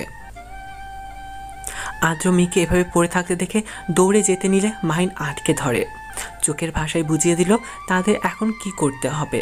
মাহমুদ আলম আর খালেদ চৌধুরী তারা দুজনেই তাদের নিজের স্বার্থের চিন্তায় এতটাই মগ্ন ছিল যে তাদের পাশে কারোর উপস্থিতি টের পায়নি। মাহিন প্রথমে খালেদ চৌধুরী বন্দুক নিয়ে নিল আর সেটা আদ্রের হাতে জমা দিল। আর রায়ান কৌশলে মাহমুদ আলমের বন্দুক হাতে নিয়ে মাহমুদ আলমের মাথায় তাক করলো। আর সাথে সাথে আদ্রের সব গার্ডসরা রুমে ঢুকে পড়ল, সবাইকে ইশারা করলো তাদের ধরে ফেলতে। মিহিয়া এতক্ষণ অচেতন হয়ে পড়ে থাকলেও হঠাৎ ওর হাত নড়তে দেখে আদ্র ছুটে ওর কাছে গেল। রুমে কাউকে ঢুকতে দেখে চমকে গেল তারা। চারিদিকে তাকিয়ে বিস্ফোরিত হয়ে গেল তাদের চোখ, কারণ কম লোক হলো 20 জনের বেশি সাদা পোশাক পরিহিত বলিষ্ঠ মানব তাদের দিকে বন্দুক তাক করে আছেন। মাহমুদ আলম রাগী কণ্ঠে বলে উঠলেন, হাউ ডিয়ার ইউ! তোমাদের সাহস কি করে হয় এখানে প্রবেশ করার? মিস্টার মাহমুদ আলম, আপনার সাথে কথা বলার কোনো ইচ্ছে নেই আপাতত, বরং কোর্টে দেখা হবে বলে গার্ডসের নির্দেশ দিল ওদের দুজনকে ধরে নিয়ে যেতে। সাথে সাথে গর্জে উঠলেন খালেদ চৌধুরী। এই ছেলে, তোর সাহস তো কম না। চিনিস আমি কে? উফ, বাঘ নাকি? ভয় পেয়ে গেলাম। জানেন কিনা জানি না, ছুঁচো মেরে হাত নোংরা করার মানুষ আমি নয়। So god take them. বলে গার্ডসদের ইশারা করা মাত্রই সকলকে তাদের দুজনের দিকেই চলে গেল। জিজুই, আপনিকে তাড়াতাড়ি নিয়ে চলো প্লিজ, ওর থেকে প্রচুর পরিমাণ ব্লিডিং হচ্ছে। না না মাহিন ভাই, আমার সময় শেষ। প্লিজ আদ্র, আমাকে মাফ করে দিবেন। আর বলতে পারলেন না, নিস্তেজ হয়ে গেল মিহিয়া। আপনি বলেই ফুপিয়ে কেঁদে উঠল মাহিন, রুষা আর দুজনেই। আদ্র ধমক দিয়ে থামিয়ে দিয়ে বলল, এই তোমরা গাড়ি রেডি করো, এক্ষুনি মিয়া আপুকে হাসপাতালে ভর্তি করতে হবে, কুইক মাহিন। বলেই মাহিন তাড়া দিল রায়ান। তারপরে আদ্র মিহিয়াকে পাঁজাকোলা করে নিয়ে বাহিরে এলো। রুষা আর মাহিন গিয়ে নিতুকে ধরে গাড়িতে গিয়ে বসিয়ে দিল। আদ্র বলল মিহিয়াকে নিয়ে আসতে গাড়িতে। আদ্র মিহিয়ার মাথাটা রুষার কোলে দিয়ে ভালো করে শুইয়ে দিল। তার আগে নিজের শার্ট খুলে মিহিয়ার ক্ষতস্থানে শক্ত করে বেঁধে দিল যাতে কোনো রকম ব্লিডিং বন্ধ হয়। তারপরে সোজা ড্রাইভিং সিটে বসে গাড়ির সর্বোচ্চ গতি চালাতে শুরু করলো। তার মাথায় একটাই চিন্তা, সেটা হলো তার প্রিয়সীকে বাঁচাতে হবে, সেটা যে কোনো মূল্যেই হোক। 47 মিনিটে তারা মিহিয়া আর নিতুকে নিয়ে হসপিটালে পৌঁছে যায়। তারপরে মিহিয়াকে নিয়ে পাজাকোলা করে আদ্র ভিতরে ঢুকে পড়ল। ডাক্তারকে আগে ইনফর্ম করে রেখেছে, তাই আর বেগ পেতে হলো না। সরাসরি মিহিয়াকে ওটিতে নিয়ে যাওয়া হলো। আজ তার কারণে তার প্রিয়সীর এই অবস্থা। মিহিয়ার কিছু হয়ে গেলে আজ কিছুতেই নিজেকে ক্ষমা করতে পারবে না, কিছুতেই না। আজ যদি রুষা সময় মতো আসতো, তা হয়তো মিহিয়া আর নিতু দুজনকেই কেউ খুঁজে পাওয়া মুশকিল হয়ে যেত। হয়তো কাউকেই পেত না খুঁজে, আর একমাত্র রুষা তাদের হেল্প করছিল মিহি আর নিতুকে খুঁজে বের করার জন্য। আদ্র বসে বসে সেই কথাই ভাবছে। ফ্ল্যাশব্যাক। আদ্র আর মাহিন যখন কোনো মতেই মিহিয়া আর নিতুদের নম্বরের সাথে কানেক্ট করতে পারছিল না, ঠিক তখনই মিহিয়ার ফোনে একটা কল আসে, যেটা মিহিয়ার নিজের মোবাইল ছিল। কারণ মিহিয়া যেদিন কিডন্যাপ হয়েছিল সেদিন ভুল করে মোবাইল রেখে চলে যায়, আর সেটা এখন আদ্রের হাতে। আদ্র কলটা রিসিভ করা মাত্রই একটা মেয়ের কান্না জড়িত কণ্ঠ ভেসে আসলো। আপনি কি বাঁচান প্লিজ, ও খুব বিপদে আছে, সাথে নিতু আপু আছে, প্লিজ ওদের বাঁচান। রুষা বিশ্বাস নিয়ে ফোন দিয়েছিল, কারণ তার বিশ্বাস ছিল মিহিয়া তার ফোন বাড়িতেই রেখে যাবে। তো তুমি কে? আমি রুষা, আপনির ছোট বোনটা, প্লিজ আপনিকে বাঁচান। ওদের খোঁজই পাওয়া যাচ্ছে না। আপনি এই নম্বরটি ট্রেস করুন প্লিজ। ওরা এখন যেখানেই আছে আমরা ঠিক সেখানেই আছি, কিন্তু ওদের আড়ালে। জলদি আপনারা এখানে চলে আসুন, যে কোনো মুহূর্তেই তারা আপনিকে মেরে ফেলতে পারে, ওরা খুব হিংস্র। এক্ষুনি আসছি আমরা, তুমি জাস্ট একটু সময় ওয়েট করো। জি। বলেই কাঁদতে কাঁদতে সেখানে বসে পড়ে, মনে মনে বলছে, এই কোন পরীক্ষায় ফেললে গো আল্লাহ আমার এই লক্ষ্মী আপনিকে। সে আমার আপন বোন হওয়া সত্ত্বেও আমি তাকে চিনতে পারলাম না। আপন বোনকেও কষ্ট দিতে ভুলিনি আমি। আপনের জায়গায় আজ আমি থাকলে হয়তো ভালোই হতো। আমার আপনিটা আজ মৃত্যুর সাথে লড়াই করছে। আল্লাহ গো, তুমি আপনিকে সুস্থভাবে ফিরিয়ে দাও। বলে হেঁচকি তুলে কান্না করতে লাগলো। কান্না করো না রুসা, দেখবে সবটাই ঠিক হয়ে যাবে, উপরওয়ালার প্রতি ভরসা রাখো। বলে রুষার মাথায় হাত বুলিয়ে দিতে লাগলো রায়ান। নিজের কাজে আজ অনুতপ্ত সে, তাই তো নিজে সর্বোচ্চ দিয়ে চেষ্টা করছে মিহিয়াকে বাঁচাতে। তাই যেন হয়, আপনি ছাড়া আমার আর কেউ নেই রায়ান। সবাইকে মেরে ফেলেছে ওই নরপশুটা, আমার মা বাবা ভাই সবাইকে মেরে ফেলেছে। শান্ত হও, দেখবে আপু ঠিকই সুস্থভাবেই ফিরে আসবে। তারা অন্যদিকে মুখ করেছিল বলে আদ্ররা তাদের দেখতে পায়নি। অপরিচিত কারোর হাত কাঁধে পেয়ে মাথা তুলে তাকাতেই আদ্রকে দেখতে পায় রায়ান। সসম্মানে উঠে দাঁড়ালো সে। তার দেখা দেখি রুষাও উঠে দাঁড়ালো।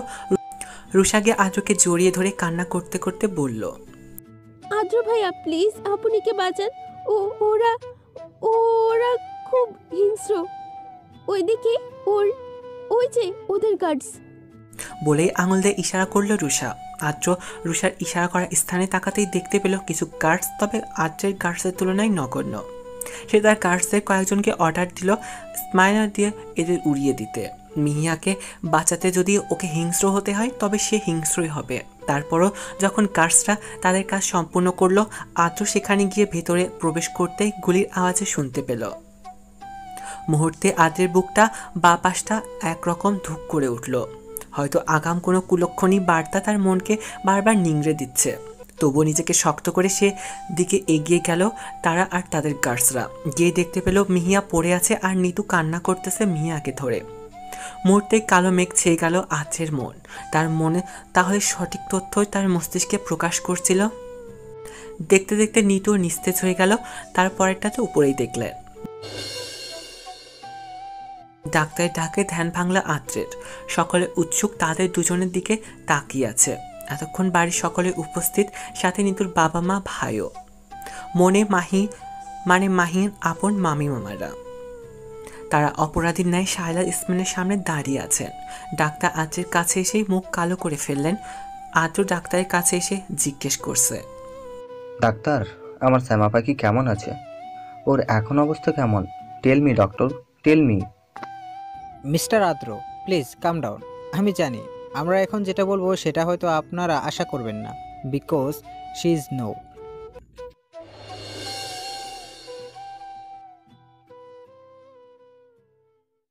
একাদিন ফাঁকা রাত নিভেছে আলো, তুই নেই কেউ নেই লাগছে না ভালো, একাদিন ফাঁকা রাত নিভেছে আলো, তুই নেই কেউ নেই লাগছে না ভালো, তোর নাম না জানা অভিমান কত দূরে ভাসা যায়, আমি চাইছি তবু পারছি না তো থামাতে আমায়, একাদিন ফাঁকা রাত নিভেছে আলো, তুই নেই কেউ নেই লাগছে না ভালো, যতবার আমি তোর ভাষাতে বলেছি কথা ততবার, তুই ভাবলি বুঝি তা আলাদা, যতবার আমি তোর ভাষাতে বলেছি কথা ততবার, তুই ভাবলি বুঝি তা আলাদা,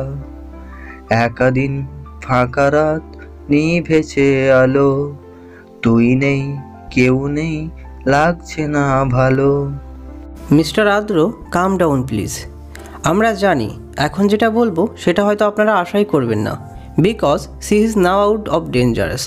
সৃষ্টিকর্তার কাছে কৃতজ্ঞতা প্রকাশ করছি যে এমন রোগীর অবস্থা বেশ সিরিয়াস হয়। আপনার মিসেসের অবস্থা খুবই ক্রিটিক্যাল হলেও বাঁচার চান্স ছিল 79% প্রায়, যার ফলে তিনি এখন বেশ সুস্থই আছেন। তবে ওনার এখন প্রপার রেস্টের প্রয়োজন। সো আমরা সেটা বিবেচনা করে ওনাকে 2 দিন অবজারভেশনে রাখবো, মানে ওনার জ্ঞান ফেরার পরেও আরও 2 দিন।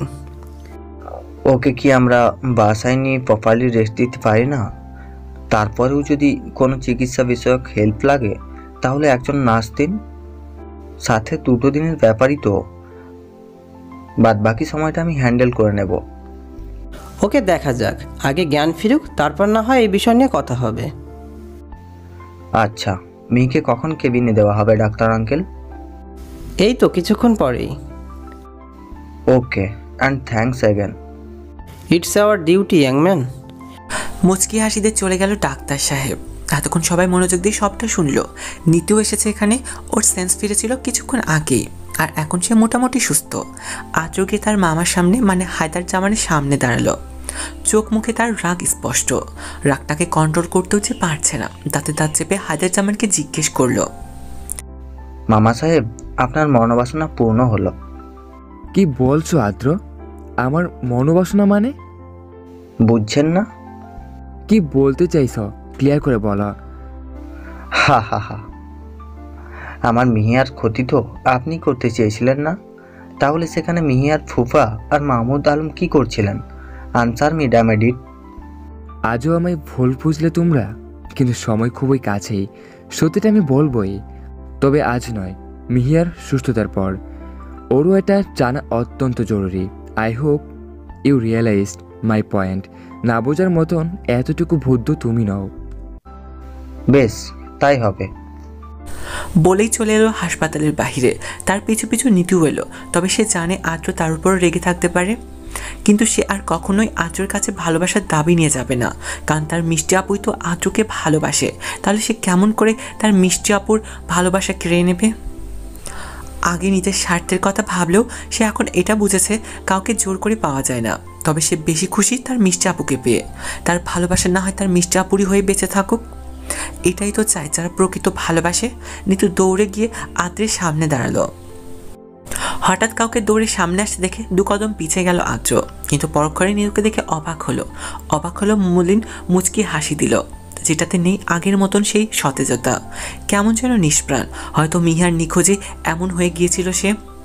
মিহিয়ার প্রতি তার চোখের গভীর ভালোবাসা লক্ষ্য করলো নিতু।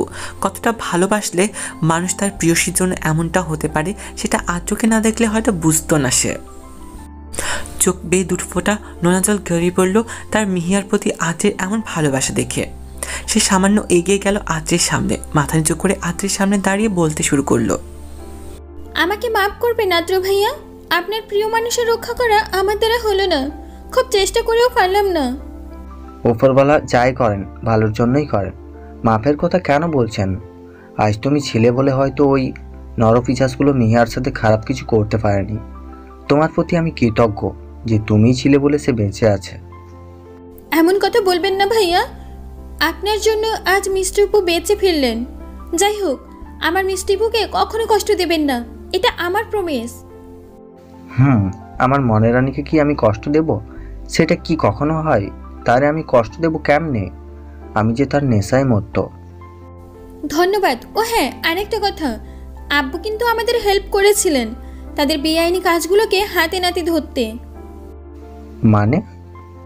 মানে হলো আব্বুর কোনো দোষ ছিল না সেদিন, শুধুমাত্রই আপনাদের বাঁচানোর কারণে সকলের কাছে আজ দোষী হয়ে থাকতে হচ্ছে তাকে, কিন্তু তিনি পুরোটাই নির্দোষ ছিলেন। And I believe this. আমাদের মানে বুঝলাম না। সেটা না হয় সেদিনই বুঝবেন যেদিন আব্বু সবটা বলবে, আই মিন মিষ্টিপুর সুস্থতার দিন। ওকে, অপেক্ষায় রইলাম। তুমি ভেতরে যাও আর মিহিয়ার দিকে খেয়াল রেখো। আপনি কই যাচ্ছেন? আমি আসছি। বলেই সামনের দিকে এগিয়ে গেল আদ্র। নিতু হাসপাতালে ঢোকা মাত্রই দেখলো সকলে আবার হয়ে গেল মিহিয়ার মা মানে সাহেলা ইয়াসমিন হায়দার জামানের সাথে কথা বলছে না, কিন্তু মিহার বাবা দিব্যি হাসি মুখে কথা বলছে হায়দার জামানের সাথে। তারপরেও হায়দার জামান অপরাধীর মতন দাঁড়িয়ে আছে। রুষা ওর মায়ের কাছে মানে সাহেলা ইয়াসমিনকে জড়িয়ে ধরে আছে। অনেকদিন পর মায়ের আদর পাচ্ছেও। রোকেয়া বেগম কখনো এমন করে আদর করতো না ওকে, তাই সেও পরম মমতাময়ী মায়ের শরীরের সাথে লেপ্টে আছে। নিতু একটা দীর্ঘশ্বাস ফেলে মনে মনে বলল, ফুপি, তুমি এখনো আব্বুর প্রতি রেগে আছো? কিন্তু সত্যিটা জানার পর তোমার রিয়াকশন কেমন হবে দেখার মতন। অপেক্ষা করো সত্যিটা জানার। আর নিজেই এখন চমকে যাচ্ছ একটার পর একটা সারপ্রাইজে। প্রথমে মিষ্টি আপু, এরপর রুষা, আর কয়েকদিনের পর সবচেয়ে সত্য সংবাদটি। Wait for this. মুচকি হাসি দিয়ে সে তাদের দিকে চলে গেল। ঠিক 25 ঘন্টা পর জ্ঞান ফিরেছে মিহিয়ার। সকলের মাঝে খুশির ঝলক খেলে গেল।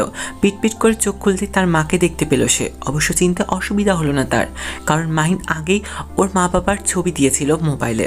তারপর থেকেই প্রতিদিন একবার হলো তাদের ছবি দেখতো, ঘুমাতে যেত সে। দীর্ঘকাল পর তার মাকে সামনে দেখে সামলাতে পারল না সে, গভীরভাবে জড়িয়ে ধরল তাকে। সাহেলা ইয়াসমিনকেও জড়িয়ে নিলেন নিজের ভালোবাসার প্রথম চিহ্নকে। মিহিয়া জড়ানো কণ্ঠে বলে উঠল, মামনি কখন এলে? আর আমার কথা কি একবারও তোমার মনে পড়লো না? আমার মেয়েটির কথায় আমার মনে পড়বে না, এটা কেমন কথা? কাঁদবি না একদম, এই বলে দিলাম। আর আদ্রকে দেখছি না যে, ও কোথায়? উনি ডক্টরকে ডাকতে গেল। তুমি আপাতত আপনি কি ছেড়ে এই দিকটায় আসো। সকলের মাঝ থেকে উত্তর দিল রুষা। মিয়া অবাক হলো রুষাকে এখানে দেখে। সবচেয়ে বেশি অবাক হলো রোকেয়া বেগম এখানে তার দিকে অপরাধীর ন্যায় তাকাতে দেখে। সে ভাবছে তারা মা মেয়ে এখানে কেন? তারা দুজনেই তো মিয়াকে একদম দেখতে পারতো না ছোটবেলা থেকেই, তাহলে কেমনে কি? এরই মাঝে উপস্থিত হলো আদ্র আর ডাক্তার। ডাক্তার গিয়ে মিয়াকে চেক আপ জানালেন। আপাতত উনি সুস্থই আছেন মিস্টার আদ্র। আমার মনে হয় আপনারা ওনার প্রয়োজনে দেখাশোনা করতে পারবেন। এক্সট্রা নার্সের কোনো প্রয়োজন হবে বলে মনে হয় না। তবু আপনাদের সিদ্ধান্তই আমরা মেনে নেব, রোগীর এক্সট্রা কেয়ার লাগবে বলে। ইটস নো নিড ডক্টর, আমরা আছি তো, আমরাই ওর প্রপার যত্ন নেব। ওকে, তাহলে ওনাকে আজ পুরো দিন অবজারভেশনে রেখেই কাল ডিসচার্জ করা হবে। ওকে।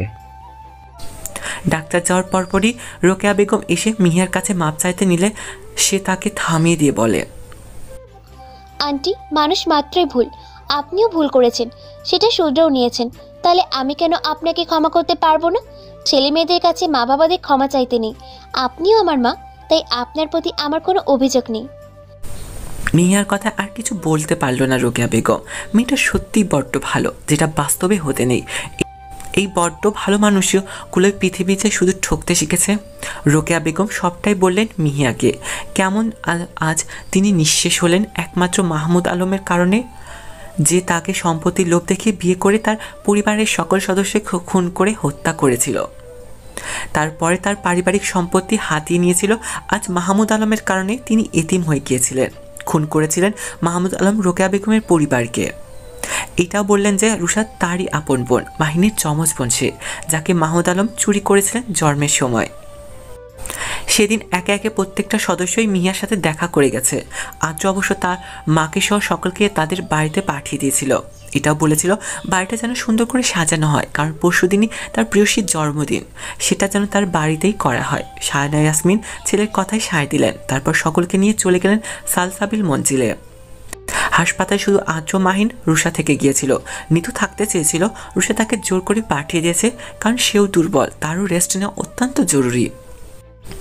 একদিন অবজারভেশনে রেখে ডাক্তাররা আদ্রকে ইনফর্ম করলো যে মিয়া মোটামুটি 90% সুস্থ, তাকে বাড়ি নিয়ে যেতে কোনো প্রবলেম হবে না। আসলে সেদিন গুলিটা মিয়ার কাঁধে লেগেছিল, তাই কোনো প্রবলেম হয়নি। অতিরিক্ত রক্তক্ষরণের সমস্যা দেখা দিয়েছিল। তারপরে সব কিছু কমপ্লিট করে তারা তিনজনে মিয়াকে গাড়িতে তুলে রওনা দিল সালসাবিল মঞ্জিলের উদ্দেশ্যে। মিউ পাখি, আদ্রির কথা ধ্যান ভাঙল মিহির। সে এতক্ষণ মনে মনে ভাবছে হাসপাতালের সমস্ত ঘটনাগুলো। হ্যাঁ, মিয়া এখন বেশ সুস্থ, তবে কাঁধে হালকা ব্যথা আছে। কি ভাবছো? এই তো আমার জীবনে ঘটে যাওয়া সমস্ত মুহূর্তগুলোর কথাই ভাবছি, কেমনি কি হলো সেটা। আর এসব ভাবতে হবে না। এখন থেকে আমার সন্তানদের নাম কি রাখা যায় সেটা নিয়েই ভাববে, কেমন মিষ্টি মিউ পাখি? যা, খালি ওসব কথা আপনার। আর কথা নেই কি আপনার মুখে? এসব কথা বলেই আমাকে বারবার লজ্জায় ফেলতে আপনার ভালো লাগে, তাই না? বলেই লজ্জায় আদ্রের বুকে মুখ লুকালো সে। ভালো লাগে যে আমার তোমার এই লজ্জামাখা মুখখানি দেখতে, তাই তো তোমায় এত লজ্জা দিই গো। খুবই ভালো লাগে গো আমার শ্যামা পাখি, ভালোবাসি তোমায়। বলে শক্ত করে জড়িয়ে ধরল মিহিয়াকে, এতটা শক্ত করে ধরল যে যেন কোথাও পালিয়ে যেতে না পারে। আমিও ভালোবাসি আপনাকে, যেটা বলা যায় না, শুধুই অনুভব করা যায়, কারণ আপনি আমার নেশা। তাই আমিও যে তোমার নেশায় মত্ত শ্যামা পাখি। ভালোবাসি আপনাকে, হ্যাঁ, নিজের চেয়েও বেশি। তাই তো আপনার এই বুকে সুখের নীড় খুঁজে পাই আমি, যেন হাজারটা অনুভূতি ঘেরা এই প্রশান্ত বুকখানি। আদ্রের বুকে মাথা গুজে কথাটা বলল মিহিয়া। তাই তো আমি তোর নেশায় মত্ত শ্যামা পাখি। এই প্রশস্ত বুকের একমাত্র অধিকারিণী তো তুমিই। আমিও যে কেবল তোমার উপস্থিতিতে স্বস্তির নিঃশ্বাস নিই, কারণ তুমিই না দম বন্ধ লাগে আমার। ভালোবাসি যে তোমায়।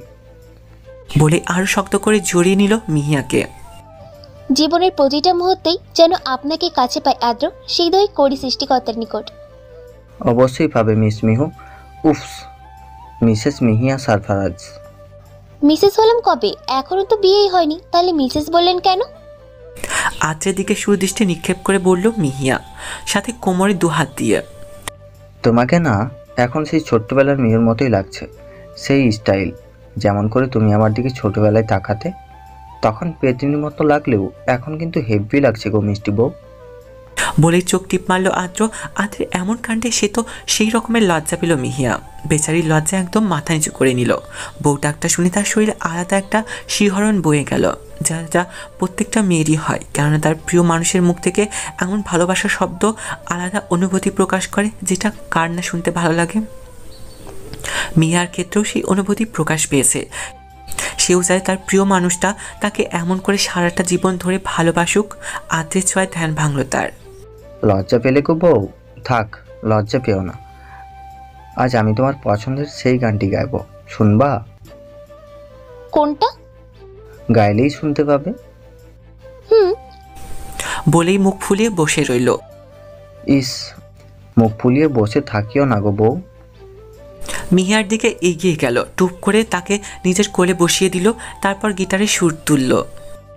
ভালোবাসবো বাসবো রে বন্ধু তোমায় যতনে, আমার মনের ঘরে চাঁদের আলো চুইয়া চুইয়া পড়, পুষে রাখবো রাখবো রে বন্ধু তোমায় যতনে, ভালোবাসবো বাসবো রে বন্ধু তোমায় যতনে, দুধে আলতা গায়ে বরণ রূপ পুজে কাঁচা সোনা, আঁচল দিয়া ঢাইকা রাখো চোখ যেন পড়ে না, দুধে আলতা গায়ে বরণ রূপ পুজে কাঁচা সোনা, আঁচল দিয়া ঢাইকা রাখো চোখ যেন পড়ে না। আমি প্রথম দেখে পাগল হইলাম, মন তো আর মানে না, কাছে আইসো আইসো রে বন্ধু প্রেমের কারণে, ভালোবাসো বাসো রে বন্ধু আমায় যতনে। মিয়া অবাক হলো, মানুষটা তাকে এতটা ভালোবাসে সেটা সে বুঝতে পারেনি। তার প্রিয় গানটার কথাও সে মনে রেখে দিয়েছে।